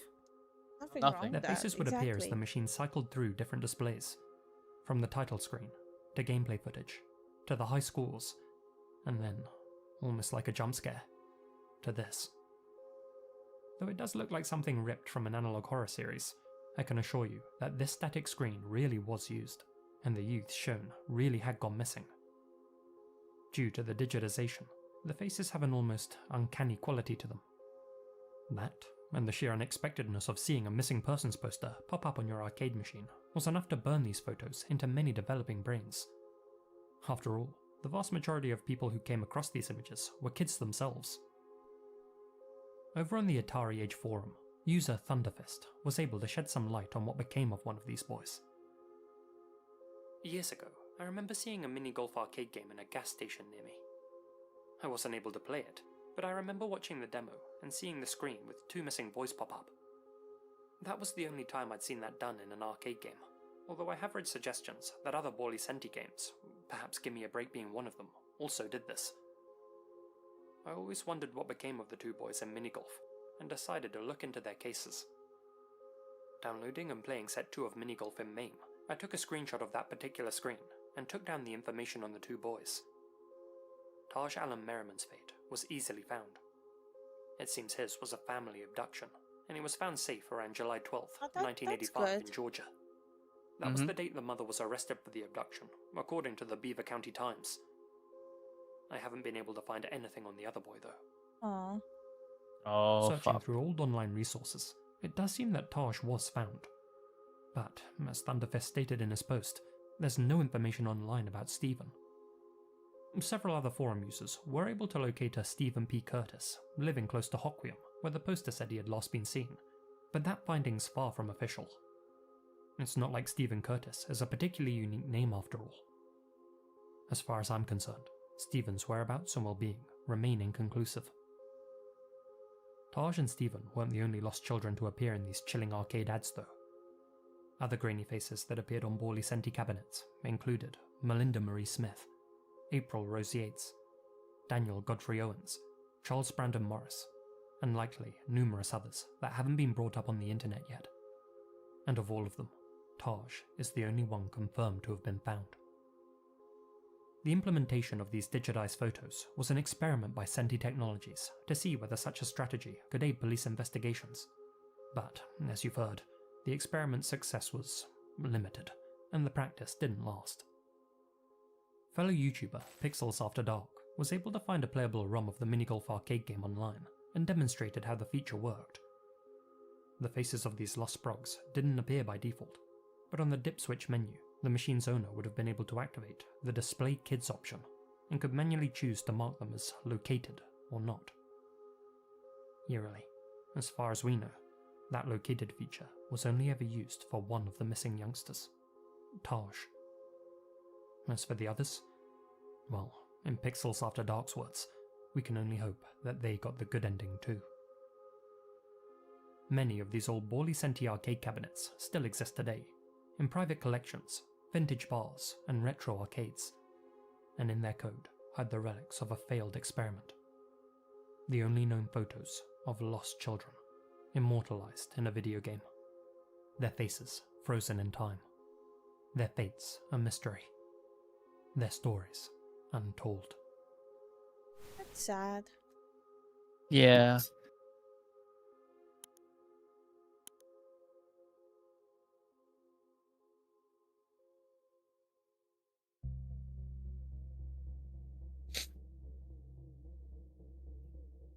Depending on how you look at it, social media could be considered a blessing or a curse. Though most of us use it to connect with others, share information, and generally kill a few spare minutes, not everyone engages with it that way. For the lonely, it's a cold comfort. For the terminally online, an addiction. And for the most depraved among us, a hunting ground. Over 2 months in 2017, 8 women aged between 15 and 26 disappeared from various prefectures in and around Tokyo, Japan. And they all had something in common. Before vanishing, they'd all been in contact with a mysterious Twitter account, one ominously named Hanging Pro. Unbeknownst to his friends and neighbours, Takahiro Shiraishi wasn't the polite, gentle, and docile young man that he portrayed himself to be. Though outwardly he acted the right way, said the right things, and stayed out of trouble, in reality, he was a hollow shell of a human being, one incapable of empathy. Savage. He had friends. Yo. He tried hard at school. He played sports and indulged in hobbies. But there was nothing that truly interested him. Well, aside from one thing. At some point in his youth, he had developed a morbid fascination with ropes. His sister had once walked into his bedroom when they were young and found Takahiro and a friend playing the choking game, tugging on makeshift nooses that they had wrapped around each other's necks till they were blue in the face. It was an interest that he had carried with him into adulthood. The fuck? An average student with average grades, Takahiro would go on to graduate from high school, but opted not to enroll at university. Instead, he relocated to Tokyo and got a job in Shinjuku's Kabukicho, a seedy entertainment district notorious for its red lights. His job there was simple: to lure attractive young women into certain bars and convince them to become escorts. It was a job that required charm rather than brainpower. But there was just one problem with that. Takahiro was scared of women. Their mere presence made him sweat and stutter. The one flaw. As such, he found a workaround. Yay! Rather than approaching women face to face like most scouts, he instead scoured social media for the beautiful unemployed and told them how much money they could make doing so-called night work. It was a strategy that proved surprisingly effective. Even among the other workers in Kabukicho though, Takahiro had developed a reputation and earned himself the nickname, the Creepy Scout. But they didn't just call him creepy because of how he talked or the way he acted, but also because of his eyes. More specifically, because of his vacant, lifeless stare. Those who spoke with him said that whenever they looked into Takehiro's eyes, it was like he wasn't there. Well, everyone soon learned that Takehiro's eyes weren't the creepiest thing about him. His chat history confirmed that he had been trying to lure high schoolers into becoming escorts. People began posting his picture online, along with the caption, "Watch out for this guy," which in turn led to Takahiro being arrested and given a 14-month suspended sentence in 2017. Damn, bro. Now jobless, Takahiro relocated to nearby Zama, where he rented a squalid one-room apartment for $250 a month. Broke, loveless, and isolated, he chose not to seek out new employment. Instead, he continued to spend most of his time online, scouting out young women. This time, for an altogether different purpose. Using a myriad of Twitter accounts, including the aforementioned Hanging Pro, Takahiro targeted young, lonely females that he came across on the internet, sometimes posing as a guru skilled at helping other people end their own existence, other times playing the part of a miserable man looking for someone to end himself with. His goal, at first, was to find a sugar mama, someone who could not only satisfy him carnally, but who could support him financially. And given how useless he was at talking with women, he figured that he'd try and play the game of love on easy mode. And by manipulating the lonely, he figured he'd stand a better chance at winning. The first person to agree to meet with Takehiro was 21-year-old Mizuki Miura, a company employee from Atsugi. The pair met in person several times to discuss their mutual unhappiness. According to their chat history, Takehiro offered to let Mizuki live with him in exchange for a 500,000 yen down payment on rent. She accepted and moved in with him that August. To begin with, their cohabitation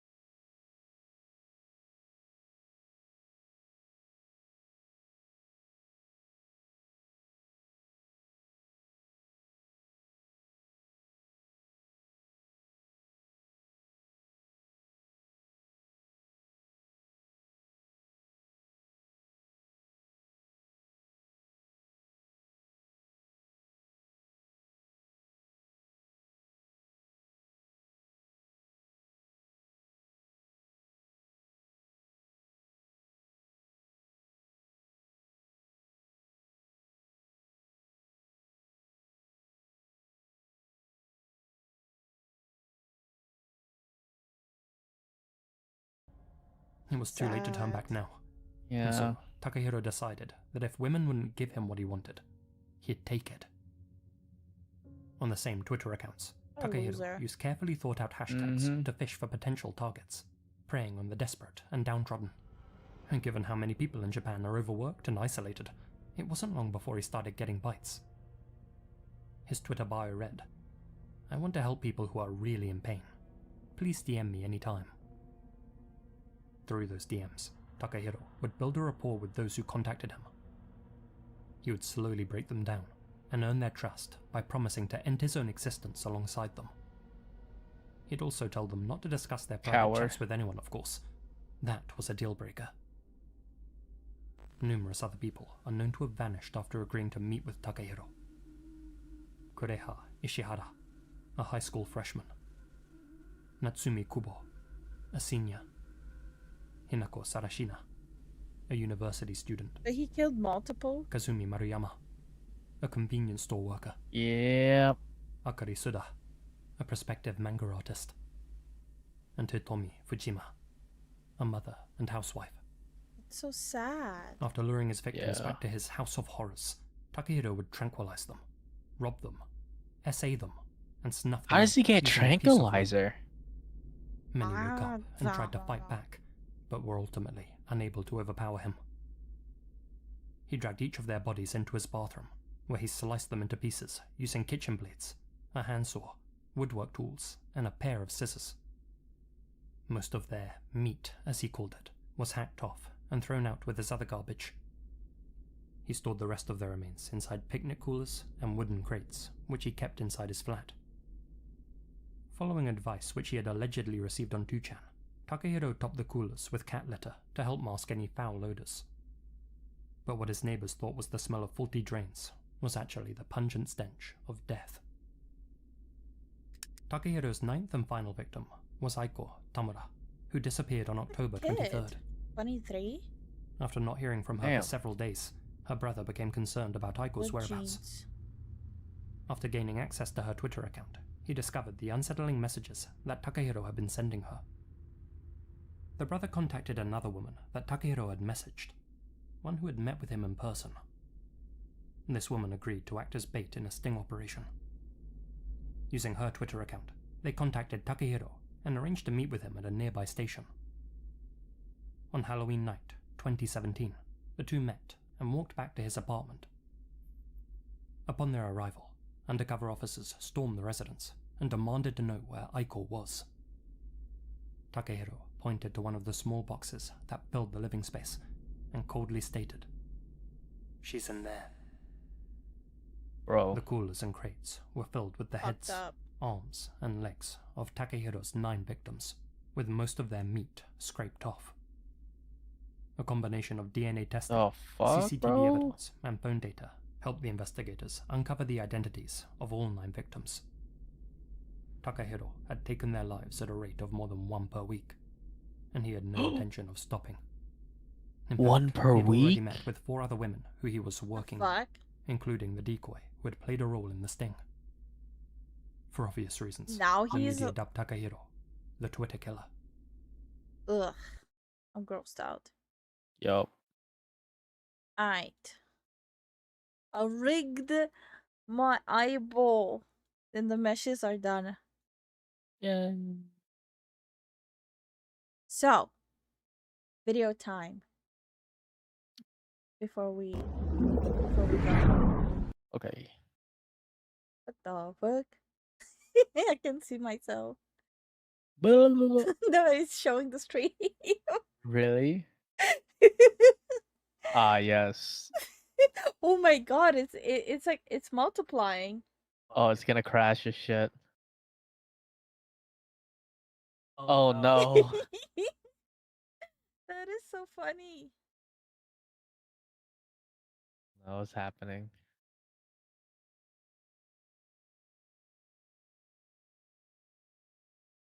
Okay. Oh shit. Do you want to watch Crunchyroll or do you want to the Xbox thing? The Xbox thing is the new price for the battle pass, or we can check out both. I thought we're doing both. Okay. Hey, what's up, guys? Rip here. Sorry. So first Crunchyroll.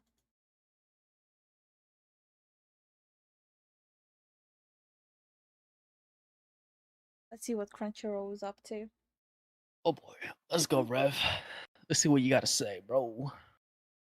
Hey, what's up, guys? Rip here. Sorry for the lack of a VTuber model. I'm currently on the tail end of a vacation. However, I saw he's some on the news that I wanted grind. to take a few minutes to talk about because Mhm. I'm sure a lot of you are already aware, but it has been announced that I'm not Crunchyroll has aware. completely removed the comment section on the platform, including Bro? from episodes Why? and articles. Wait, This why? is a very That's radical crazy. decision, one that really removes one of the most separating features they have compared to all other streaming services that have anime. And isn't it funny how every time all these companies make decisions that are apparently to make the site more user-friendly, they spend all their time removing things that are actually... Is the reason because they don't want people giving someone else a heads up? Hey, this is that specific localizer. I'm just theorizing. I think so. I think people are like boycotting voice actors. Those indirectly. specific ones, yeah. Some anime translation studios decided, you know what, we're not gonna be using the US ones, we'd rather use AI. And people are actually happy about it. Like, we'd rather read the shitty AI subtitles than what those people translated. You have to understand how wild that is. It's like people Yo. hate AI, but they hate those people even more. Mm-hmm. That shit's crazy. They go to that, man. You don't fuck with that shit like that. Ugh. actually That's liked crazy. by the users. But before we get into my personal reaction, also kind of the group reaction to this on social media, let's read the reasoning from Crunchyroll themselves for Protecting this our decision. So community. titled, Protecting Our Community. Why is Crunchyroll disabling comments? At Crunchyroll, we prioritize creating a safe and respectful community environment. To maintain this standard, we are hiding all existing user-generated content, including comments and reviews across all of our platforms and experiences. We're always striving to enhance the user experience for our fans, including how they connect over the content they love. We encourage fans to share comments and connect with other fans on our social media channels. The user rating system will, however, remain, allowing you to express your opinions through star ratings. Yeah, They guys. do understand people are gonna go wild with the star ratings unless that shit is also fucked with. Oh, it's definitely fuck with. They probably like bump up the extra star or something. I'm about to like put a tinfoil hat on my head. It's like, holy shit, what if they're It's doing for your this so they can manufacture star ratings? safety, numbnuts. Don't you get it? We're actually the good guys. We're looking out for you. You couldn't be trusted to deal with people making comments that you might not like. You're too weak to deal with that, so we're going to save you. Honestly, yeah, it's a big people load of malarkey. I nowadays. think this has to do a lot with cutting corners and cutting costs, as always. But on top of that, avoiding any criticism. So let's start with this decision itself. It is a terrible one. I think 99% of people do not like this decision because bad. this feature, it's the comment extremely section, especially It's on like episodes, magnificently is bad. what separates This this is censorship. platform from any others that stream anime. It is something unique that most don't have.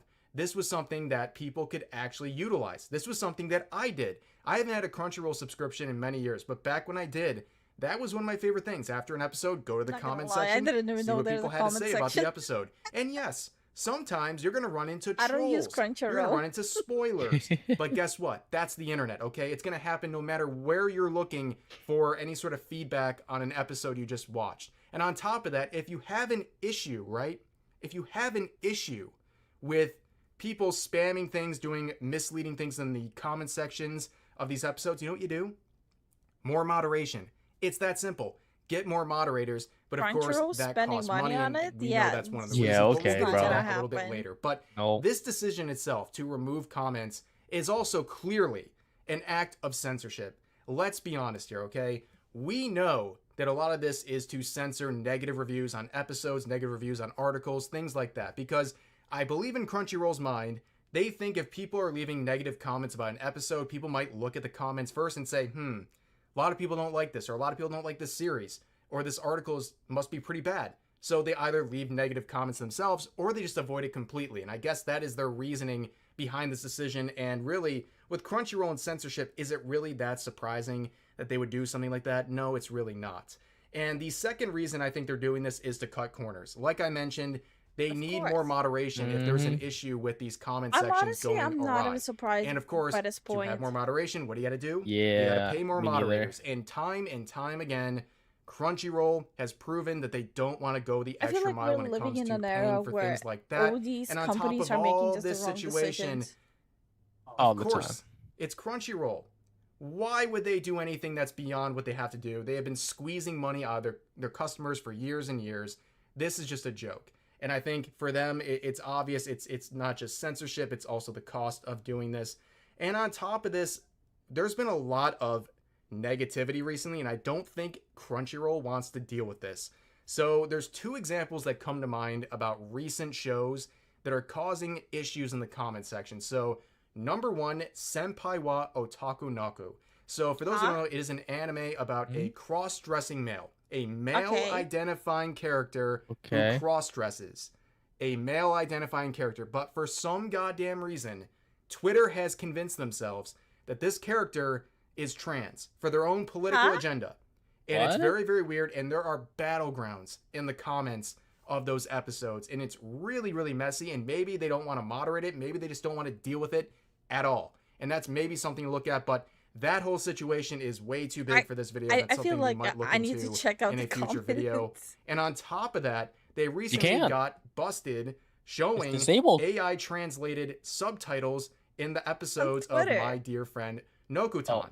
Now, that whole situation is something I covered a few days ago. It was a pre-scheduled video I'd actually recorded almost a week ago, and I'm glad I kind of waited because that's when things kind of blew up with that anime and the AI translations on Crunchyroll. So to clarify, it was not Crunchyroll who made the actual subtitles for that episode. It was a third party. However, Crunchyroll just accepted them, right? It was machine and AI translated subtitles for their episodes of this very popular anime, and they did not proofread it. Like, clearly, they did not proofread it, and that situation is funny for two reasons. Number one, the localizers are really upset, crying about AI translations, and people are just looking at them and saying, well, AI translations are slop, but at least It's AI translations, The not same your thing it woke, said. ridiculous localizations that we would rather have machine translations than your garbage localizers.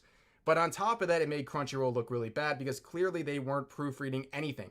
They're getting these translations for a very popular anime right now, and they're just yeeting it out. I believe the translations were machine translated for the English, German, French, and maybe one other set of translations, but the major countries, and they were completely botched. And they couldn't take the time to sit down, even for episode 1, to watch through the episode and make sure these translations were at least readable, because in some cases they were completely incomprehensible. They made absolutely no sense. So I think maybe some of these events, these recent events that have made Crunchyroll look bad, or there's some hostility going on in the platform, I don't know if those helped with this decision. Who knows? But really, overall, I think this is a terrible, terrible look for Crunchyroll. And again, why wouldn't people pirate anime? Again, tinfoil hat. What if they were like, well, you see what happens if we don't use localizers? It's so botched, so it's better if we just use the localizers. What if they intentionally fucked it up, but it backfired? Honestly, Okay, I'm removing my tinfoil hat. no, that makes sense. That's a huge like 5-head brain move. Like that makes sense, but it fucked up. It obviously fucked up. At this point, it just makes those things look even more desirable to people and attractive to people.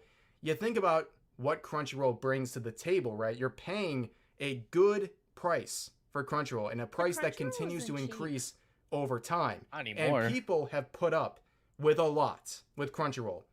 Bad quality of their broadcasts, the website constantly crashing and having technical issues, people having issues losing their account, price increases, censorship across the board, all kinds of issues with Crunchyroll over and over the years. And now you remove really the best feature they had. Why would you keep using Crunchyroll at this point? It's very silly to me, honestly. And that at this point, like, pirating anime, like, to combat piracy, as they always say, the best way to do it is to provide a good service. And Crunchyroll is not doing that. They were removing everything that platform has held dear. And now they're expecting you to not only accept that, but pay more for it. And it's ridiculous. But for now, that's going to do it for this video. As always, please share all of your thoughts about this situation in the comment section down below. Hope you guys enjoyed the video, and I'll see you next time. I'm like so tempted to just leave a comment saying RIP Crunchyroll. Oh. See, that's the thing. I'm like the when Funimation got bought out by Crunchyroll, it was over. Like everyone knew. It was like, yo, we're fucked. Yeah, that's something new. Yeah, because originally I think when I used to have Crunchyroll, it was like $5 a month, $6 a month, and then the price just kept going up and up and up. I'm like, yeah, nah, fuck this shit. Well, when Crunchyroll was considered good, I never lived in the country where they actually provide the subscription there. So I missed out on the good era of Crunchyroll. So I never used Crunchyroll. I think I started using it when Attack on Titan got released on Crunchyroll. Attack on Titan isn't even good. Yeah, it was like around that era. That's when it was okay. Okay, are you ready for Xbox news? Yo, let's see what's up. See what Xbox did now. Oh boy. These companies just cannot make a right decision. They just don't know when to realize that they are fucking up majorly. Sometimes just take a L, learn from it, and do better. But they're like, no, we're gonna double down on our shit. Is it like an investor thing? Or are these investors like not understanding what's going on? Well, Xbox belongs to Microsoft now. They've always been belonged to Microsoft. Wait, what am I thinking? Oh, I'm thinking about Activision and Blizzard. You know what? I'ma shut up. It's late. Who needs her nappies? We make every decision really with the long-term health of Xbox in mind. And long-term health of Xbox means a growing platform, our games performing, building the best platform for creators, reaching as many players as we can. We're always looking to learn as a leadership team. Game Pass has been central to Microsoft's strategy in cap. gaming for as long as it's been around, which is a little over 7 years at this point. And though that's obviously unlikely to change anytime soon, the company recently announced a set of changes that it is making to change anytime soon. Oh my god! Announced a set of changes that it is making to its subscription service. Also, mood. Proving unpopular with a sizable portion of the Xbox community, to the point that many are even calling into question the whole point of Game Pass and whether the service has accomplished what it set out to do for Microsoft. Before we get into that, however, let's talk about those changes, of which there's quite a few. I tried Game Pass for like a couple of months, and I still have a Game Pass for free pending, which I don't even bother cashing in because it's like such a pointless thing. But if you are a casual gamer, Game Pass is worth it. I feel like it's the opposite. Like, if you're a casual gamer and you have work, you have other stuff to do, it's just money blown down the well. Just subscribe on the months you know you don't have anything going on. I mean, that's every day, but even I didn't use it.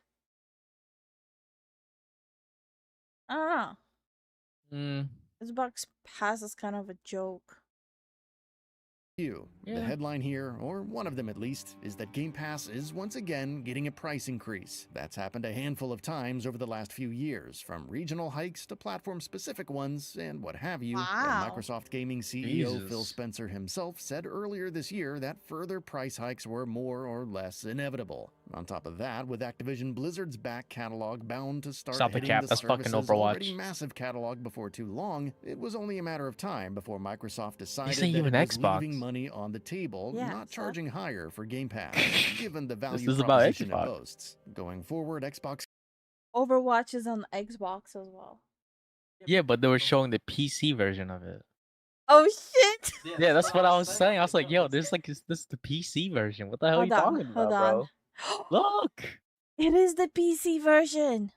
Is it just because the way this guy edited decided that it was leaving money on the table, not charging higher for Game Pass, double down, put on the console value version. proposition it boasts. Going forward, Xbox Game Pass Ultimate will cost $20 per month instead of $17. PC Game Pass will cost $12 per month instead of $10, and Xbox Game Pass Core's monthly price will remain unchanged at $9.99. Though its annual subscription price will go up from $60 for the year to $75. For fairness' sake, the price hikes themselves aren't necessarily significant ones in terms of pure monetary value, though they also do come with what, at this point, is the implicit understanding that this is far from the last time we're going to see such hikes for Game Pass. In fact, we wouldn't be surprised if we saw at least another significant price increase for the service, even in the next couple of years.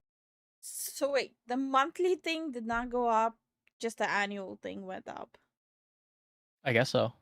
Okay. Microsoft knows that thanks to the value on offer, Game Pass can get away with at least a few more price increases, for now. What the fuck game is this? Yo? The larger issue, what was that aim? Oh, okay.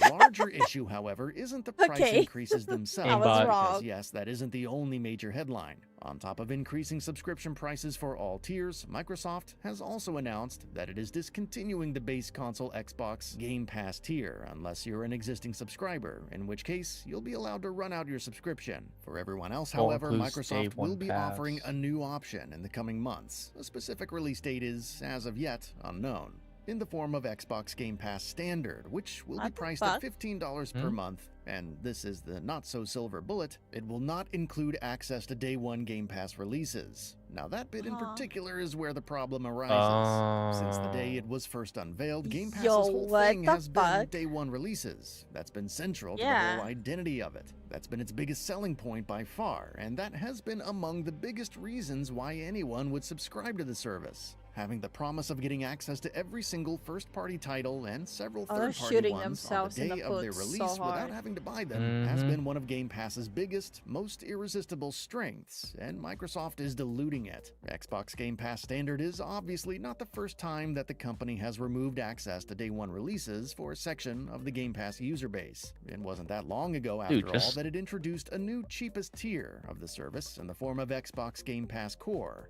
which, on top of only offering a much smaller catalog of games, also did not include day one releases. This, however, feels different. The primary purpose of Game Pass Core was to replace Xbox Live Gold as the paywall for online multiplayer. Yo, why are you just standing on that guy's back? Microsoft only offered it as a new, additional, cheaper option. Xbox Game Pass Standard, however, is replacing the base Xbox Game Pass console tier and taking away a significant selling point, which was access to all day one releases, following the changes that Microsoft has now implemented. If you're on an Xbox console and looking to subscribe to Xbox Game Pass, the only way to get access to day one games, the only way to do so, is to subscribe to Xbox Game Pass Ultimate. And hey, guess what that means? It means having to pay the highest possible monthly subscription fee. PC audiences do it. $20.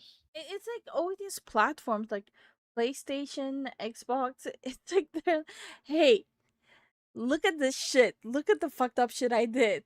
And the Xbox went, bet. I can do better. Bet. I can do even better. Hold my fucking beer. Hold up. Jesus Christ. They're literally just like seeing who can shoot the biggest hole in their foot. At least still have it much better in that they're continuing to get day one games at $12 per month. On your signal.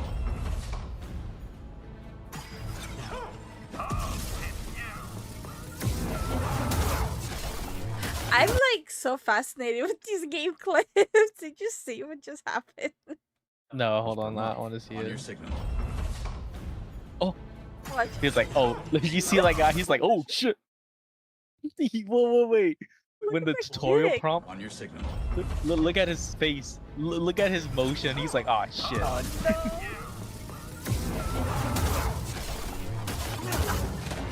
Fake Star Wars. Figuring out which tier of Game Pass offers I wanna what slice perks them, dude, has now like become butter. an exercise unto itself, which is particularly frustrating because this isn't the first time that Microsoft has been blamed for fuck? complicating things unnecessarily. Whether it's the confusing naming conventions of Xbox consoles or the confusing tiers that Game Pass has available, Microsoft seems hell-bent on taking things that should be simple Wait. and Why do they giving keep you the most showing this? baffling headaches with them. The game did come out? No. Damn it, why do they keep playing with my heart?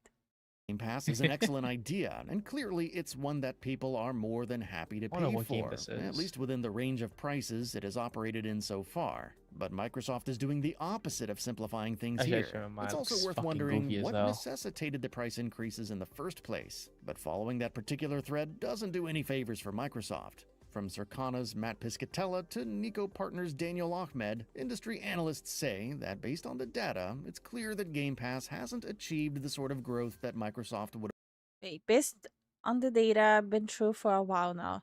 To me, this says what we've known for a while, and definitely how I felt.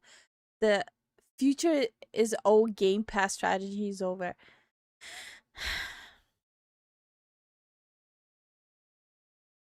I just want to get rid of subscription-based shit in general. Yeah. Unless to do it right, like Final Fantasy or something. I don't know. Like Final Fantasy has subscription based. every month, I feel like I'm cracking the fucking Da Vinci Code, trying to make sure to stay on top of kind of fucking subscriptions I have. What do I need? What do I not need? It's like, bro. Just let me out, bro. would have liked.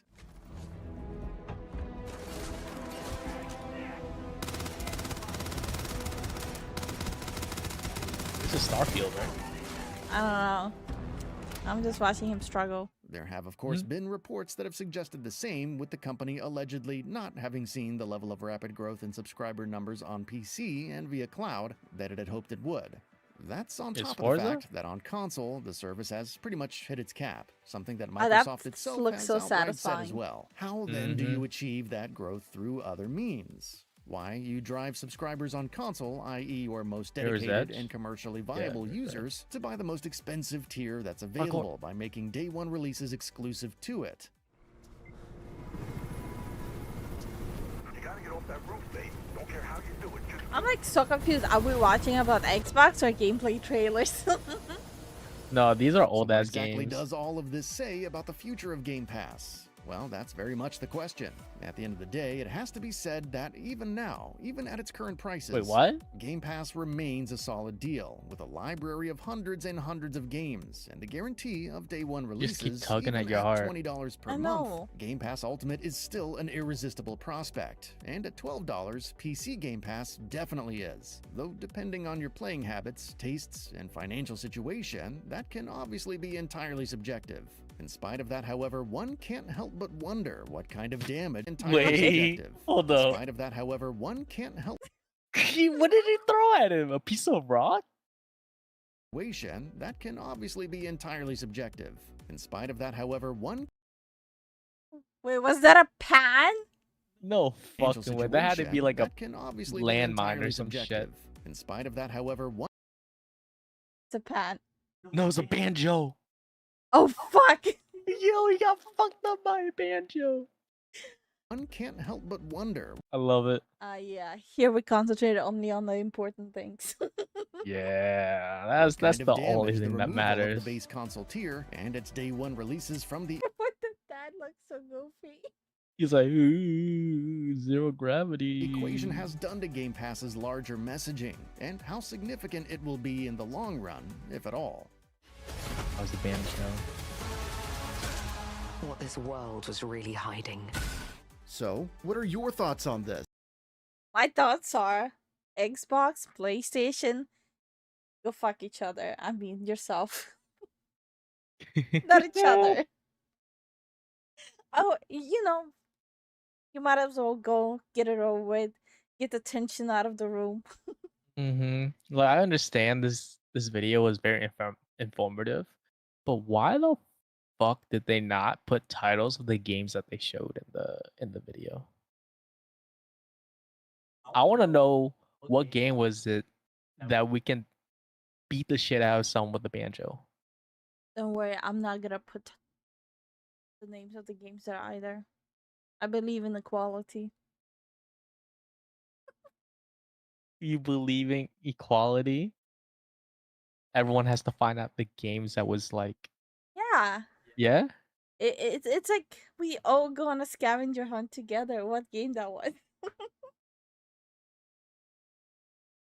This is why society is at its downfall.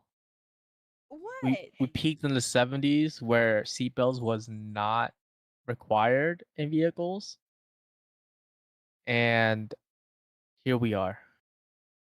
Okay, Traction listen. control, seatbelt, subscription-based safety measures in cars. Putting me to sleep. Oh, okay, my bad. Safety measures? Ew. Yeah, you know what? Going down the highway at 150 kilometers per hour, no seatbelt. This is not a car video. No one cares about your seatbelts. People don't wear fucking seatbelts. Show him. Please fucking wear seatbelts. Please wear seatbelts. And don't text and drive. And don't drink and drive. You know what? Don't drive at all. Yeah, just walk everywhere. Just walk. Yeah, if you don't walk everywhere, you're lazy.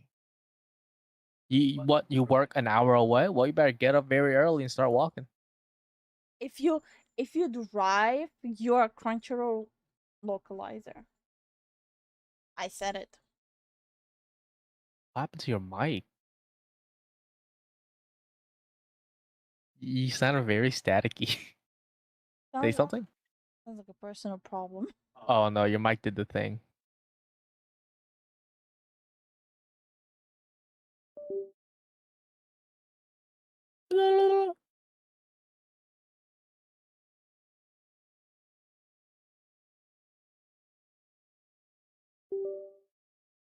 Should we roll the dice and ask what game we play on the weekend? Oh. Okay, now I can hear. Okay. So now hear me Oh, out. my model was fucked up. Fuck. I think my microphone is busted. I already switched out the USB. All that shit. It's my microphone. Damn. I don't know how big I'm supposed. As big as you want. In that case, I need to replace the microphone. Okay. Because whenever that shit happens and I'm in the middle of drawing and rigging, it will crash everything. Since I increased the size by like 10. Yeah. Time to get. Let's just get the latest. It's happening like more and more now. It's like now it's like twice a day. No, it didn't happen. It didn't happen early today. It didn't happen for weeks. Yesterday. No, it's been happening. No. Well, like in the morning when you call me, that's just because the mic always it always done that. Like even with your other microphones, it always did that. Okay, so my microphone is Pupu Kaka, Crunchyroll is Pupu Kaka, Xbox Pupu, and PlayStation Pupu Kaka. I'm gonna go sleep and cry myself to sleep. Yeah. Go sleep and cry. But yeah, Victor, it was a banjo, not a frying pan. Alright, I'm gonna go sleep. Good night, everyone. Thanks for watching. Good night. Good night. Let me show you how to keep the dice rolling when you're doing that thing over there, homie. Hey, let's go! Cause I'm feeling like I'm winning and I'm feeling like I gotta get away. But I know that I don't and I won't ever stop. Cause you know I gotta win every day. You really wanna pop me? Just know that you will never flop me. And I know that I can be a little cocky. You ain't never gonna stop me. Every time I come, a nigga gotta set it, then I gotta go, and then I gotta get it, then I gotta blow, and then I gotta shut it. Any little thing a nigga think that he be doing, cause it doesn't matter, cause I'm gonna then I'm gonna murder everything and anything about a boom, about a thing. I gotta do a lot of things to make it clear to a couple niggas that I always win, and then I gotta get it again and again and again. And I be doing it to death, and now I move a little foul. Nigga better call up rapping. Everybody know my style. Niggas know that I'm the best when it comes to doing this. And I be banging on my chest, and I bang in the east, and I banging in the west, and I kinda give you more, and I will never give you less. You will hear it in the street, and you can read it in the press. Do you really wanna know what's next? Let's go. See the way we on it, and we all up in a race, and you know we gotta go and try to keep up with the pace. And we struggling and hustling to set it and to get it, and we always gotta do it, take it to another place, gotta taste it, and I gotta grab it, and I gotta cut all through this traffic just to be at the top of the throne, but I know I gotta have it. Look at me now. Look at me now. Oh. I'm getting paper. Look at me now. Oh, look at me now. Yeah. I'm fresher than a